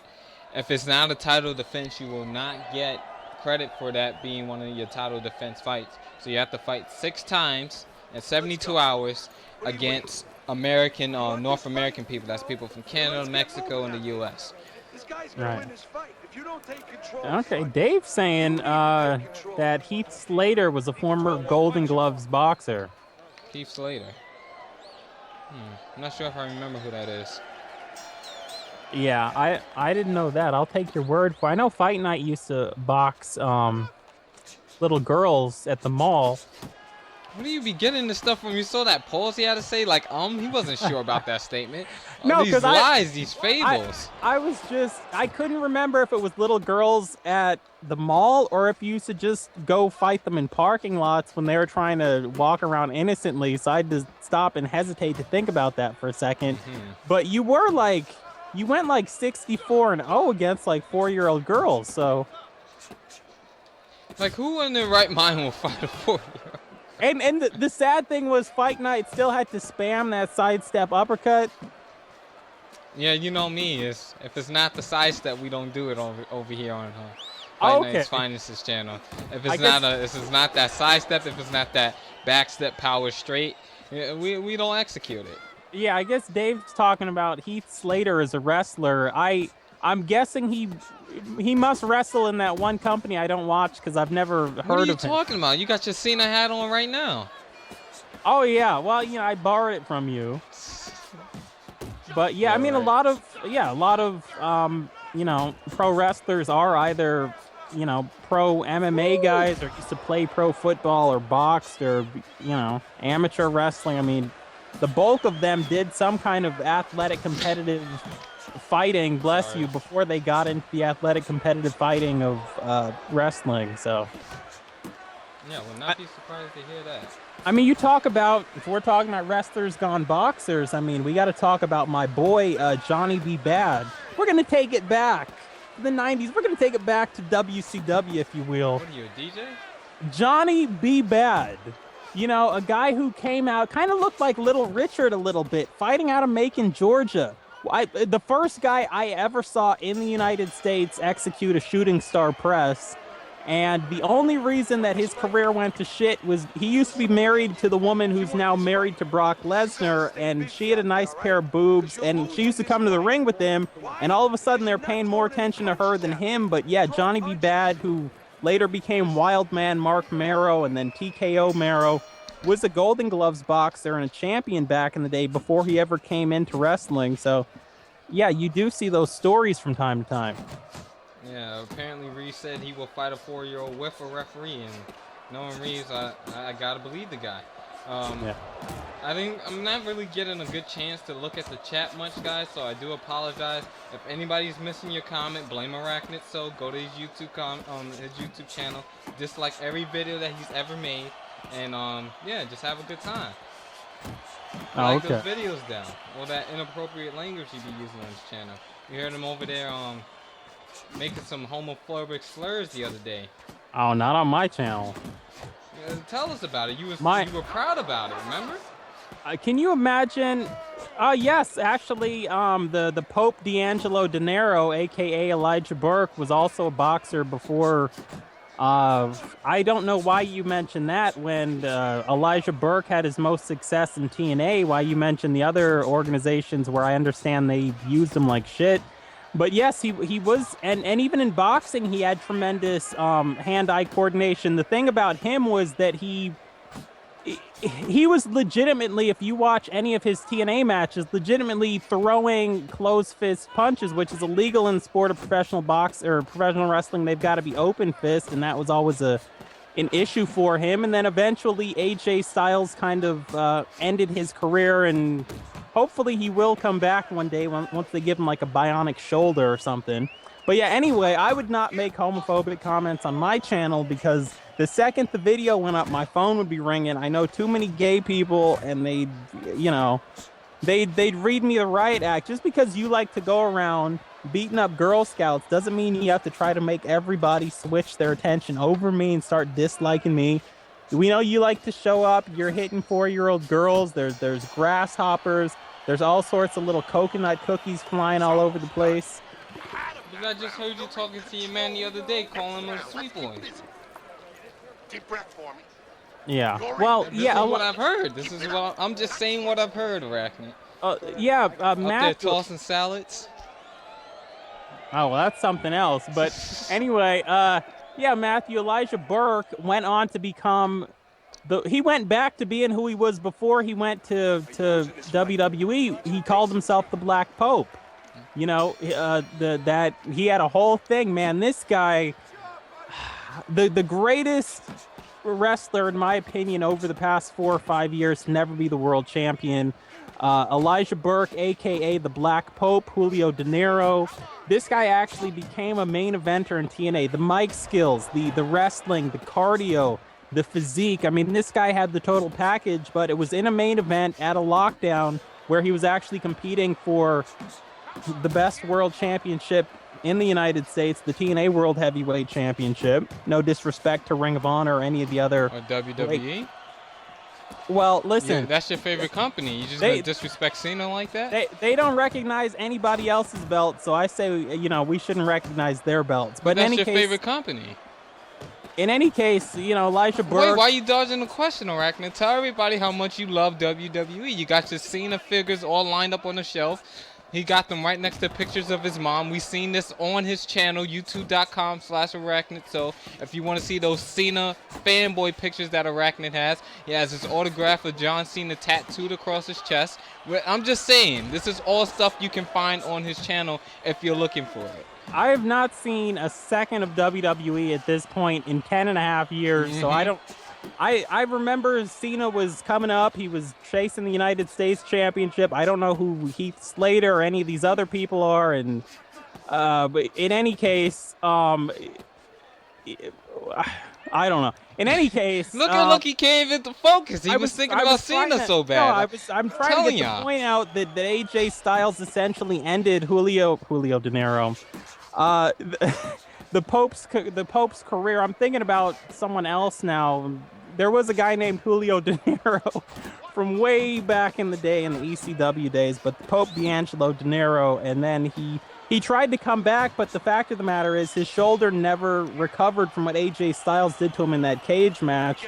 And every time he came back, the shoulder would start acting up. So I think he's going to go become a correctional officer or something because he's got a degree in that. How you just gonna pause like that? Because that was the end of my sentence, man. Sound like you had to take a sip of that chai latte. Yeah, I actually do have some of that in the kitchen, but I'm sitting here with the bottle of water now. This is what champions are made of. Okay, we'll get. We'll give Arachnid a break for once. in any case, though, however, I do try to watch every wrestling organization I can find. There's hundreds of them around the world. They're all good. They're all, they also, most of them, aside from WWE, don't actually kill the wrestlers, which was the reason I quit watching WWE, because I'm sitting here saying, why is it I'm watching like 30 other companies, and all of those 30 companies combined do not have as many deaths as WWE? It was just kind of one of those weird things. And then I talked to the fans, and they're like, well, we don't care if the wrestlers drop dead. We just like the fact that they have the best pyro, and they've got the best lighting. Wow, like, all right. That's something else. Like, we saw you right there in that front row, but apparently, oh boy, Malky Mayweather. I saw IQ make a video the other day, just really cocky with that 19-year-old best gamer in the world thing. I'm sitting there like, okay. I've been drinking vanilla soy milk. I think I'm addicted. I can't drink milk, guys. I don't know what it is. It's just not for me. Let me scroll up. Well, he's drinking soy milk. Let me scroll up and see which comment Dave left that I missed. All right, so we got the final fight of the night. It's already 10:02. We're already going ahead, but yeah, no, Fight Night's Finest versus Malky, round 2. Okay. I will not fight boxing IQ again, especially not on this channel. I guess we've got Dave saying LOL. Speaking of that, did anyone catch Iraqi Cod threatening to dislike me and Sakuraba's channel? Yeah, I'm not going to really touch much on that. It's just some things that people say when they're emotional and they heat of the moment. It's a shame, but it is what it is. Terrell Banks, we fought the other day, man. That was actually a really, really good fight. I'm still connected to PSN, so it wasn't my internet. Yeah, it happens, Kami. Like, I don't know why it happens, but it just happens sometimes with this EA service. I fought him, I whooped him, but I got KO'd. By Boxing IQ or by Terrell Banks? I'm kind of confused on that one, Keenan. Boxing IQ. Oh, don't promote his channel, please. Well, yeah, I'm gonna have to remove that comment, man. Sorry. I see that Sendo saying he's been drinking that vanilla soy milk and he thinks he's addicted. Now, there are places you can go where you can sit down. It's anonymous. You don't have to give your last name. You know, you sit down, you say, hey, my name is Sendo. I'm addicted to vanilla soy milk. I have a problem. They'll say, hi, Sendo. And then you can talk to them about how, you know, you're leaving your wife and your kids at 3 o'clock in the morning. Try to go to that 7-Eleven, get that vanilla soy milk craving fixed. You're meeting people in dark alleys. Those dark alley 3 a.m. deals. I mean, this is a serious problem in this country, and it's not talked about. They don't talk about it on CNN. They don't talk about it on MSNBC, on that entertainment channel, Fox News. They don't talk about it. But yes, vanilla soy milk addiction, Fight Night's Finest struggles with this a lot. And I think this is the time when you should come out as a voice, as a public figure, just to let the people know that they're not alone. Alright, so apparently everybody wants to know why I don't like Boxing IQ. I have nothing against him personally as a person. I've never had a problem with him. But his style of fighting, I don't care what anybody says or what he says. And I don't care if anybody runs back and tells him, because I'm not scared of Boxing IQ. I won't fight him on this channel because I don't want to give him any publicity he doesn't deserve. But his fighting style is very, very spammy and is very much along the lines of what the game allows you to do. He put up one video, I think, called what the hell is that shit called? It was something about him fighting Sim, and he was fighting against Espinado Armana, and he's not the greatest competition, but and just to say, like, he's a fighter who he claims he likes boxing a lot, but you don't use the jab that much. You say, I remember one fight video he did, an outside fighters tutorial, and he's talking about using the jab to keep his opponent away, and he's using the straight right hand. So his style is very far from Sim. Like, I don't care what anybody says, if anybody would disagree with me. If you watch my videos and then go back, whatever his channel is, you can randomly search it on YouTube. Don't want anybody give him no publicity in the chat. But if you go and you watch his channel, you'll see that his matches is just a lot of spam. And I honestly going to sit here and say that. So, whatever it is, I talked about this before. He made a response video to it. It is what it is. So, yeah, don't respect his style. Yeah. You got Kamikaze saying that he was watching a guy's video. The guy was a sidestep uppercut spammer. He was doing it like crazy, and Kamikaze saying that the guy was calling his opponent a faggot over 100 times in a 5-minute video. And the reason he's bringing that up is because of the rant against homophobia and racism and sexism I did on my channel earlier this week that I've been discussing in that comment section with Kamikaze. I mean, I don't understand. You know what the problem is? The problem is, like I've said, there's not enough people standing up.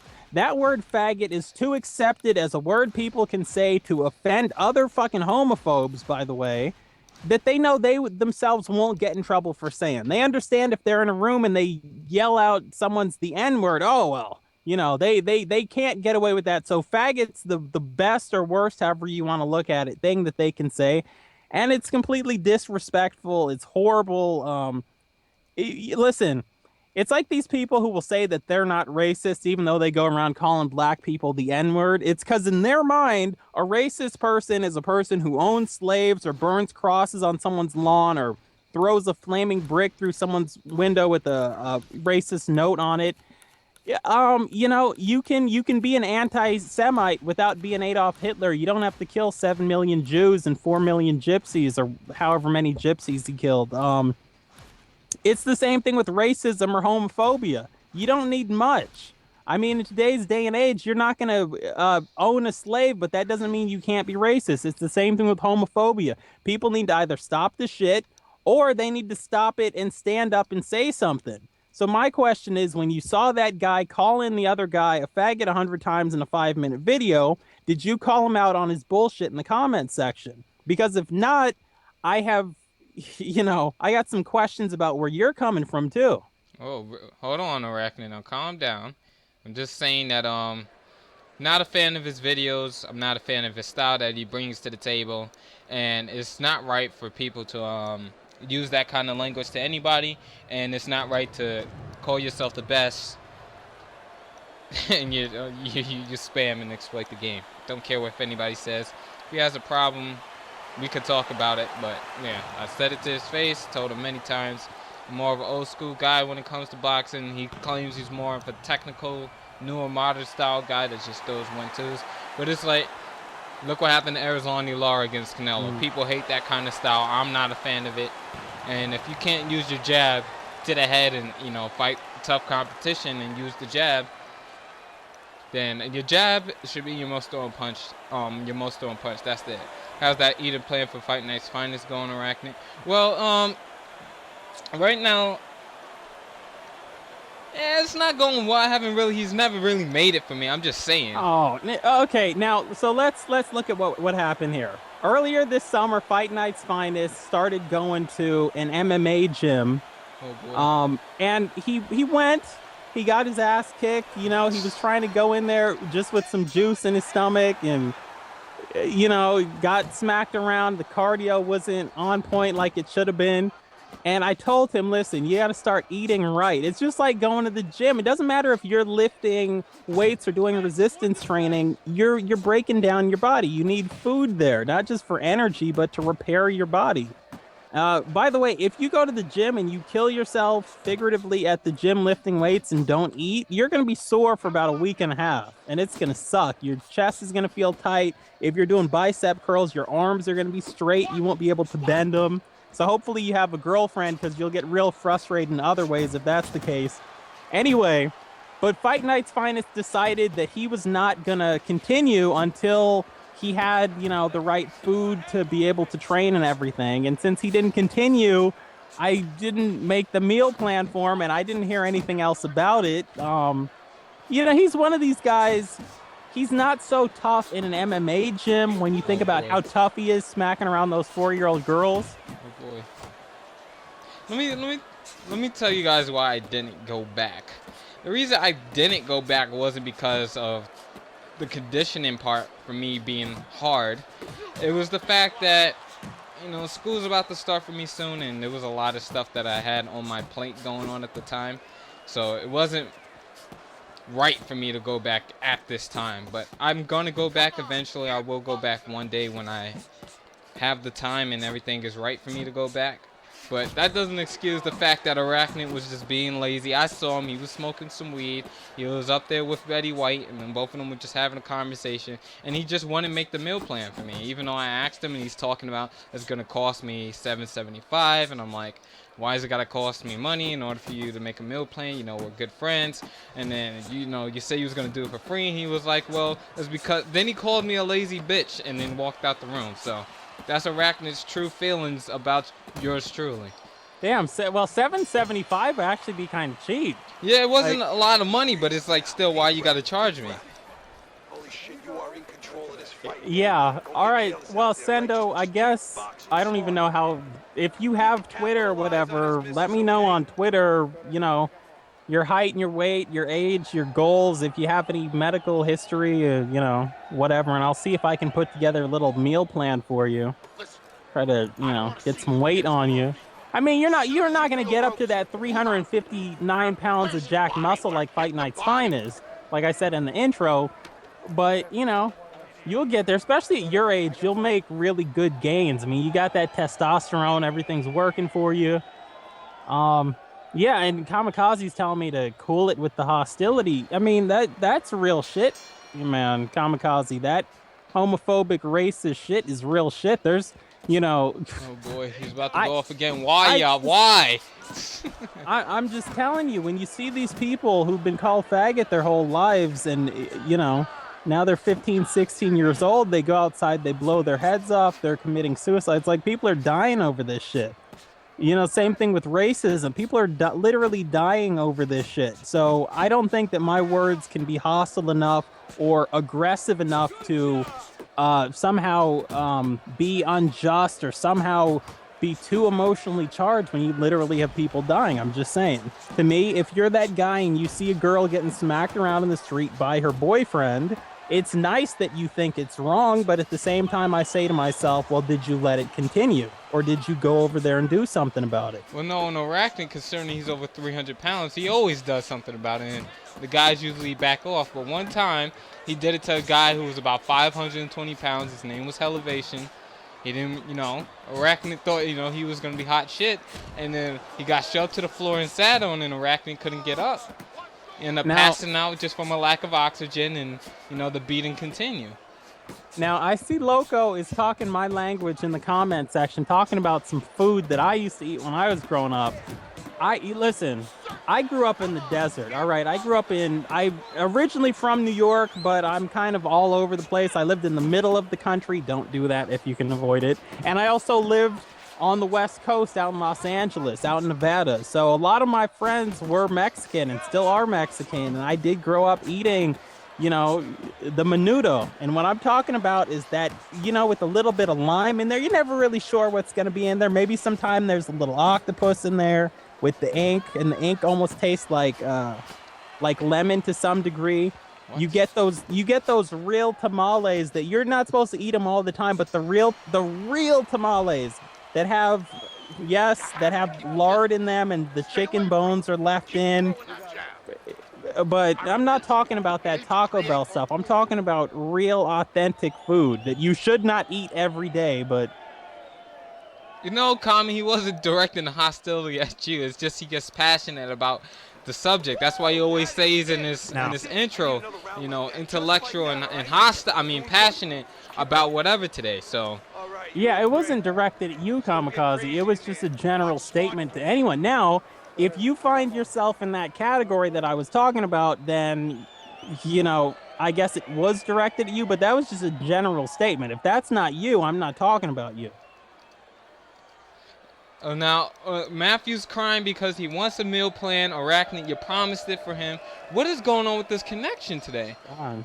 But, everybody wants a meal plan, Arachnid, so maybe you could do a video on my channel, talking about some meal plans for people. Yeah. I know it's not usually what you do, and I know you usually charge for it, but, everybody wants it. Yeah, I mean, the thing is, it's hard to just make a video and have a meal plan because it's really going to be generic. I can't say that these two people of different doesn't matter, different weights, different ages, different goals, you can't just make a meal plan. This guy's 400 pounds. He's trying to lose 200. At the same time, this guy's 120 pounds. He's trying to gain, 100 pounds of muscle. I can't give them the same meal plan. Well, everybody here that wants the meal plan is 140. Oh, okay. So I guess you can help us out, right? Yeah. They're all 140 trying to get down to what, like 85? No, they're trying to gain weight. Oh, okay. I'm sorry. So I was gonna tell you guys, if you're trying to drop weight, the best way is just not to eat anything. Yeah, that's what I do. I hear for whatever reason, there's Girl Scout cookies scattered over all sorts of parking lots in Brooklyn. I don't know what that's about, but let me find out. Shit. Love me some Girl Scout cookies. Live off. Here's my problem too. The Girl Scouts, you guys come around like once a year, and the cookies are good, but the problem is now they're selling all your shit at the grocery store year round. Yeah, so but you're helping out a little Girl Scout, all right? Yeah, and I want to help, but it's like I already got 3 boxes. I just got 3 boxes yesterday. And I've got your 3 boxes talking to the Girl Scout that you sold me last year. Those are still in my freezer. By the way, the Girl Scouts are a good organization, not at all affiliated with that evil organization, the Boy Scouts. What the fuck? We're giving Dave the Rip one a little bit of head movement. Damn it, Matthew! We're trying to get Sendel some help. We was gonna help. Oh my God! What? Why? Okay. Why? Matthew, why? Kamikaze, you are missing the point. You're setting up straw men here. I'm not saying that you've ever called a gay person who you knew was gay a faggot. That's not what I'm saying. Now, if anybody doing that, that's wrong too. What I'm saying is that term is offensive. There's a lot of gay people who are in the closet and they don't want to hear it, That's just the tip of the iceberg, but I'm not going to get into it. Doesn't matter. That's like saying, well, I only go around calling Mexican people the N-word. I've never knowingly called anyone black the N-word. You called me that the other day. No, not me. The cat's in the comment section again? Oh, yeah, Kat's saying that she used to be a Girl Scout. That's how she met Fight Night's Finest, because she was the one who finally dropped him. Yeah, right. By the way, if you guys haven't checked out our channel, just do me a favor. What is this? 18 of you guys watching. If you haven't hit the like button, hit it. But if you see Kat's in the comment section, do me a favor and go to the channel and subscribe. She's a new commentator. She's been trying to, pump those videos out. She does something a little bit different. So, oh, and by the way, there's no face cam, so don't get excited. Just saying, she's a pure gaming commentator. So, do me a favor and check her channel out if you haven't done so already. Now, you guys saw that comment that Arachnid made for me. That's posted straight from Skype. Arachnid called me a nigga sweet boy the other day, so I'm just letting you guys know. The other day. Never even heard that term, sweet boy, but I didn't say any of that. All right. But in any case, but I got it on Skype right now. Though. No, I don't. That's I don't straight copying and paste, Arachnid. I don't think you have that on Skype. Maybe you were Skyping with Mitt Romney, but that was me. In any case. Oh God! I grew up in a Mormon community. People, I'm not Mormon, but I don't want the I have no problem with Mormons any more than any other religion. It was just a joke, and I don't mind. I don't have any issue with venture capitalists who talk about the 47%. So the Romney, I actually, it's funny because I knew I wasn't going to vote for Romney, but I did think people were very hard on him before he started running. I'm like, come on, he's not that bad. And then he started running. I'm like, I don't even know this guy. This is a new Mitt Romney. I know Fight Night's a big fan. Fight Night was all excited, telling me, oh my God, that Mitt Romney documentary's on Netflix. Fight Night watched it. You're the one who told me to watch it. Oh my God. Fight Night walks around in that John Cena cap with that Vote Romney shirt on. And he's trying to play you guys in the chat. I don't know what he's talking about, but I'm going to tell you guys straight up the way it is. He called me a nigga sweet boy the other day. I seen Arachnid the other day running at me straight, trying to beat me up with those Skechers shape-ups on. We saw him coming at me with that John Cena shirt on, tossed it at me, and then next thing I know, I was in the hospital. So I'm telling you guys just the way it is. Arachnid, he's a racist, he's a homophobe, and he doesn't like me. I'm just letting you guys know. I threw that John Cena shirt at him, and there was a bunch of people standing on the sideline started chanting, throw it back. Well, I couldn't throw it back because I was out. You got knocked out from a T-shirt to the face? No, God. You charged into me, and I didn't know where I was. A T-shirt to the face? I was already delirious from coming back from the gym. A cotton T-shirt to the face? No, he ran into me after that. I'm telling you. You talk about having no chin. Well, we all know that Floyd can't read, but it sounds like Arachnid can't hear. Yeah, we're gonna get political. No, I'm looking at Loco P420's comment. But yeah, Cass was the top-selling Girl Scout back in the day with those cookies. But in any case, Loco P420 talking about Ron Paul rocks. Ron Paul's like one of those guys. I'm an independent. I'm not a Republican or a Democrat. He's a Democrat.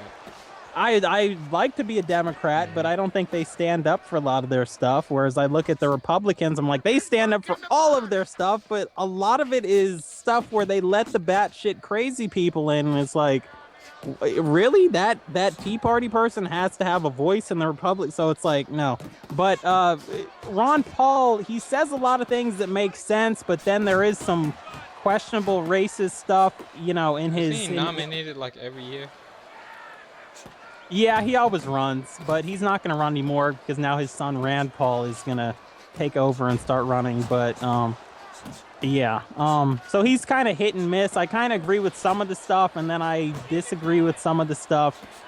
He tends to be more of a true constitutionalist than the Republicans and the Democrats, though. But the Constitution, not a perfect document. So I don't know that you go based on just what it was and how it's been amended. Maybe you do say, hey, something else needs to be fixed. I mean, for example, I was thinking there needs to be a constitutional amendment for some of these loudmouth guys that come out of Brooklyn talking about how they're really good gamers. Like, I understand freedom of speech and all, but when you see a guy like FightNightsFinest, you understand people getting locked up in prison camps or internment camps and should have their First Amendment rights violated for some of the nonsense. Telling me he's going to get more kills than me on the Loadout video game. Telling me he's a better League of Legends player than I am. Telling me he can beat me on Fight Night Champion. It's blasphemous. It's incorrect. You've all been bamboozled, hoodwinked. It's horrible, and we need to amend that constitution and get Fight Night's Finest locked up for those crimes against humanity. Man, y'all be trolling it up in the chat. I'm just saying.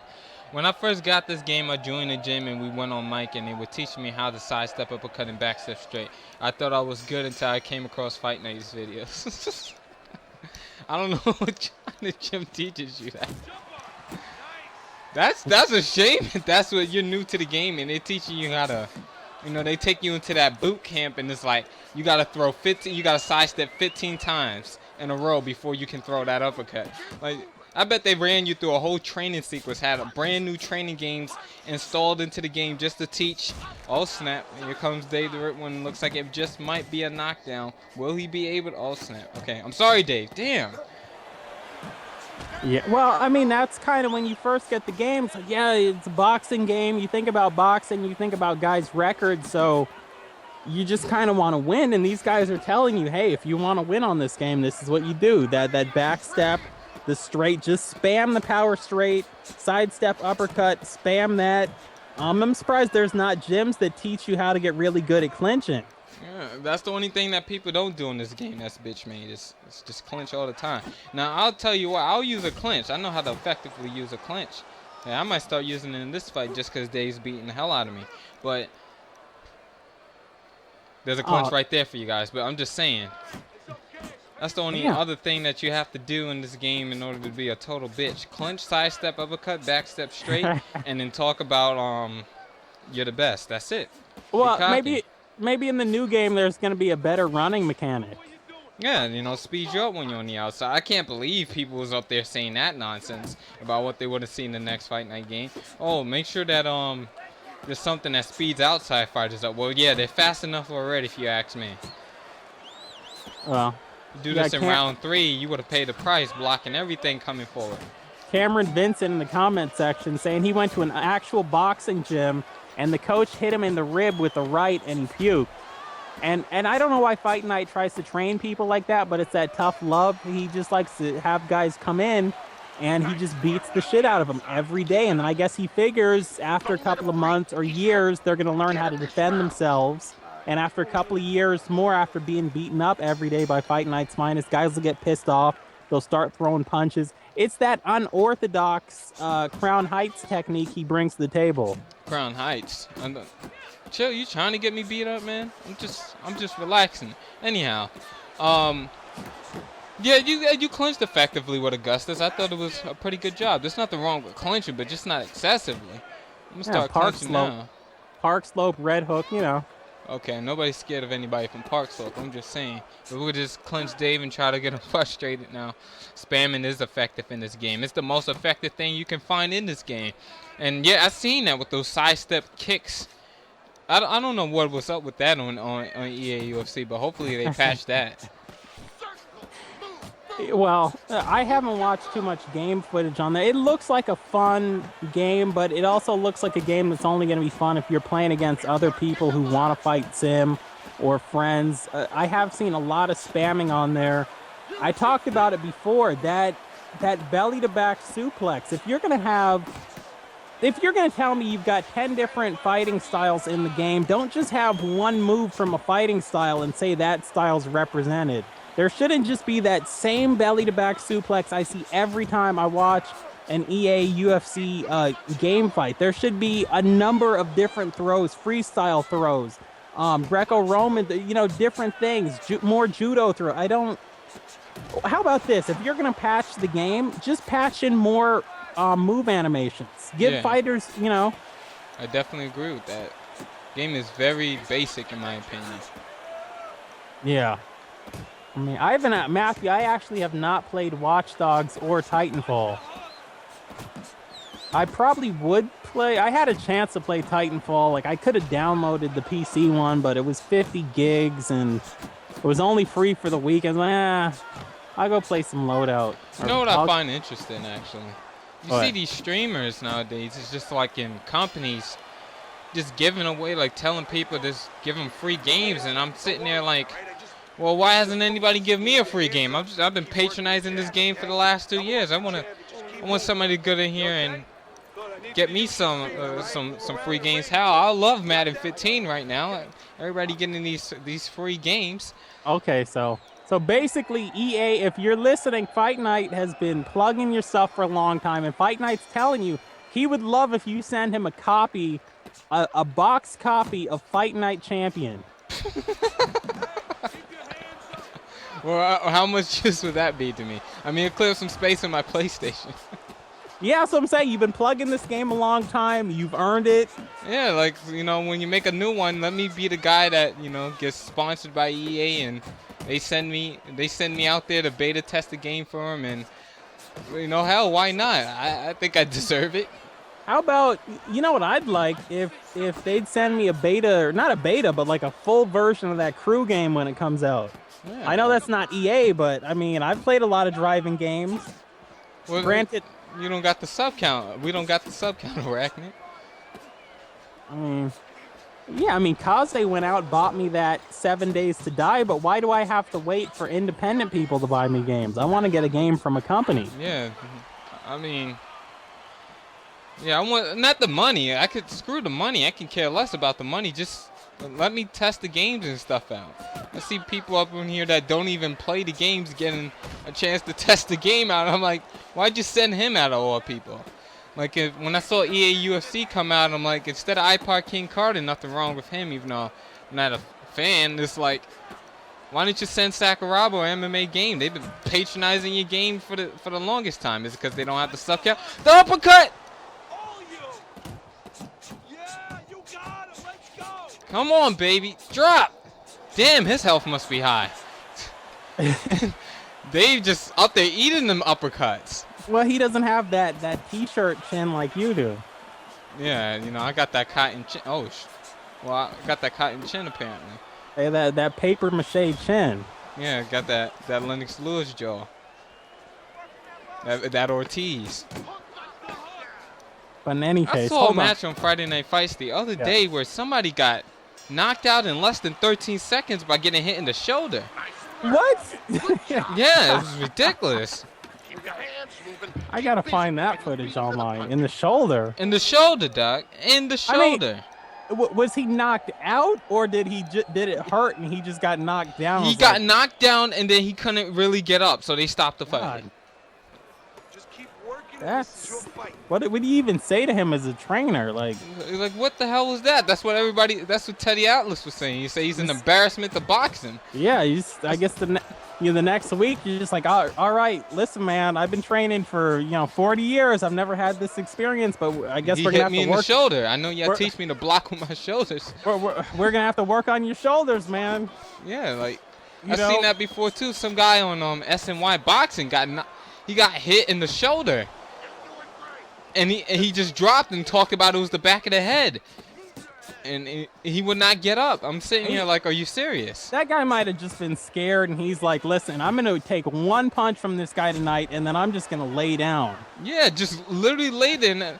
And they wanted to put him in the ring and show him the replay. They told him he's an embarrassment to boxing. He should never be able to box in New York again.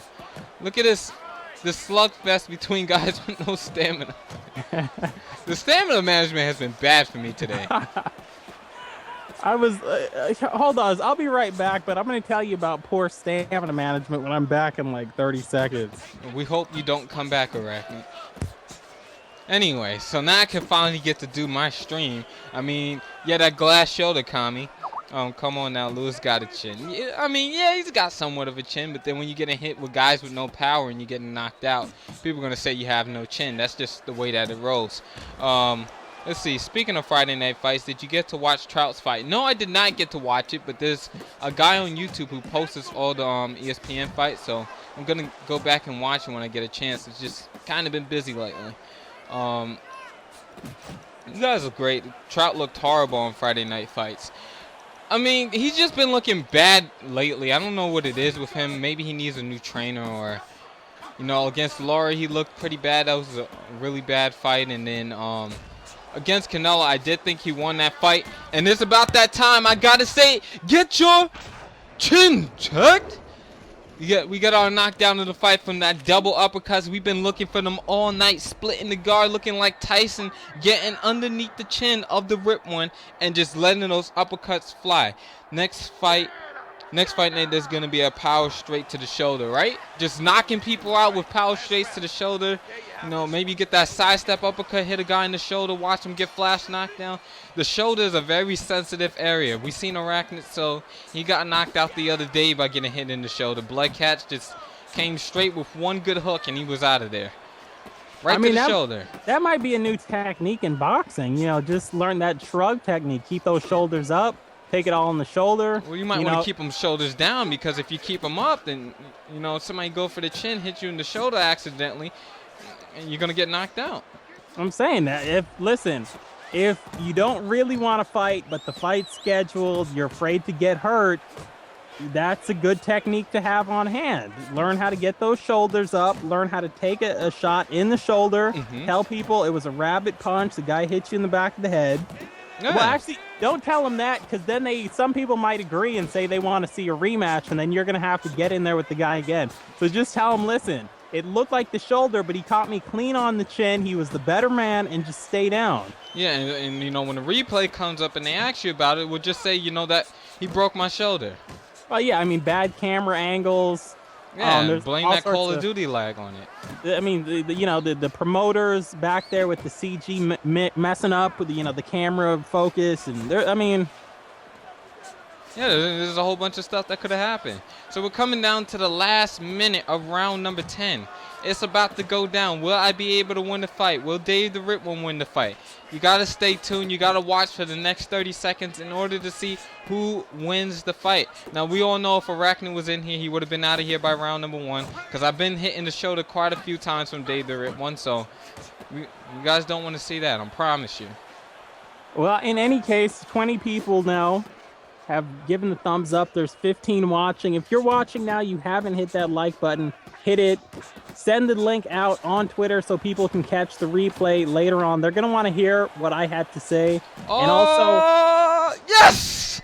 Another knockdown secured. That might be the fight. And one more time, get your... Oh, no, I can't say it. Get cold clocked by the left hook as we score a knockdown in the 10th round. Will it be enough to give us that decision win? This is usually how I win my fights against Dave the Rip One. When I'm down, I get that knockdown that occurs in the 10th round, and I'm able to win the fight by 1 or 2 points. And this time we end up winning by 4 points in round number 9 and 10 with those knockdowns. Great fight to Dave. He won 4 rounds, I won 6, and he did actually, I believe, didn't he knock me down? No, he did not knock me down in this fight. But nevertheless, great fight, great stream. I want to thank everybody for liking the video. I want to thank everybody for leaving comments in the video. So many of you guys here coming out to the live stream each and every week. Let Arachnid know why the stream is going on, how much you hate him in the chat. Anyway, it's been your boy, Fight Night's Finest, the Sophie commentator, and I'm off this. Peace!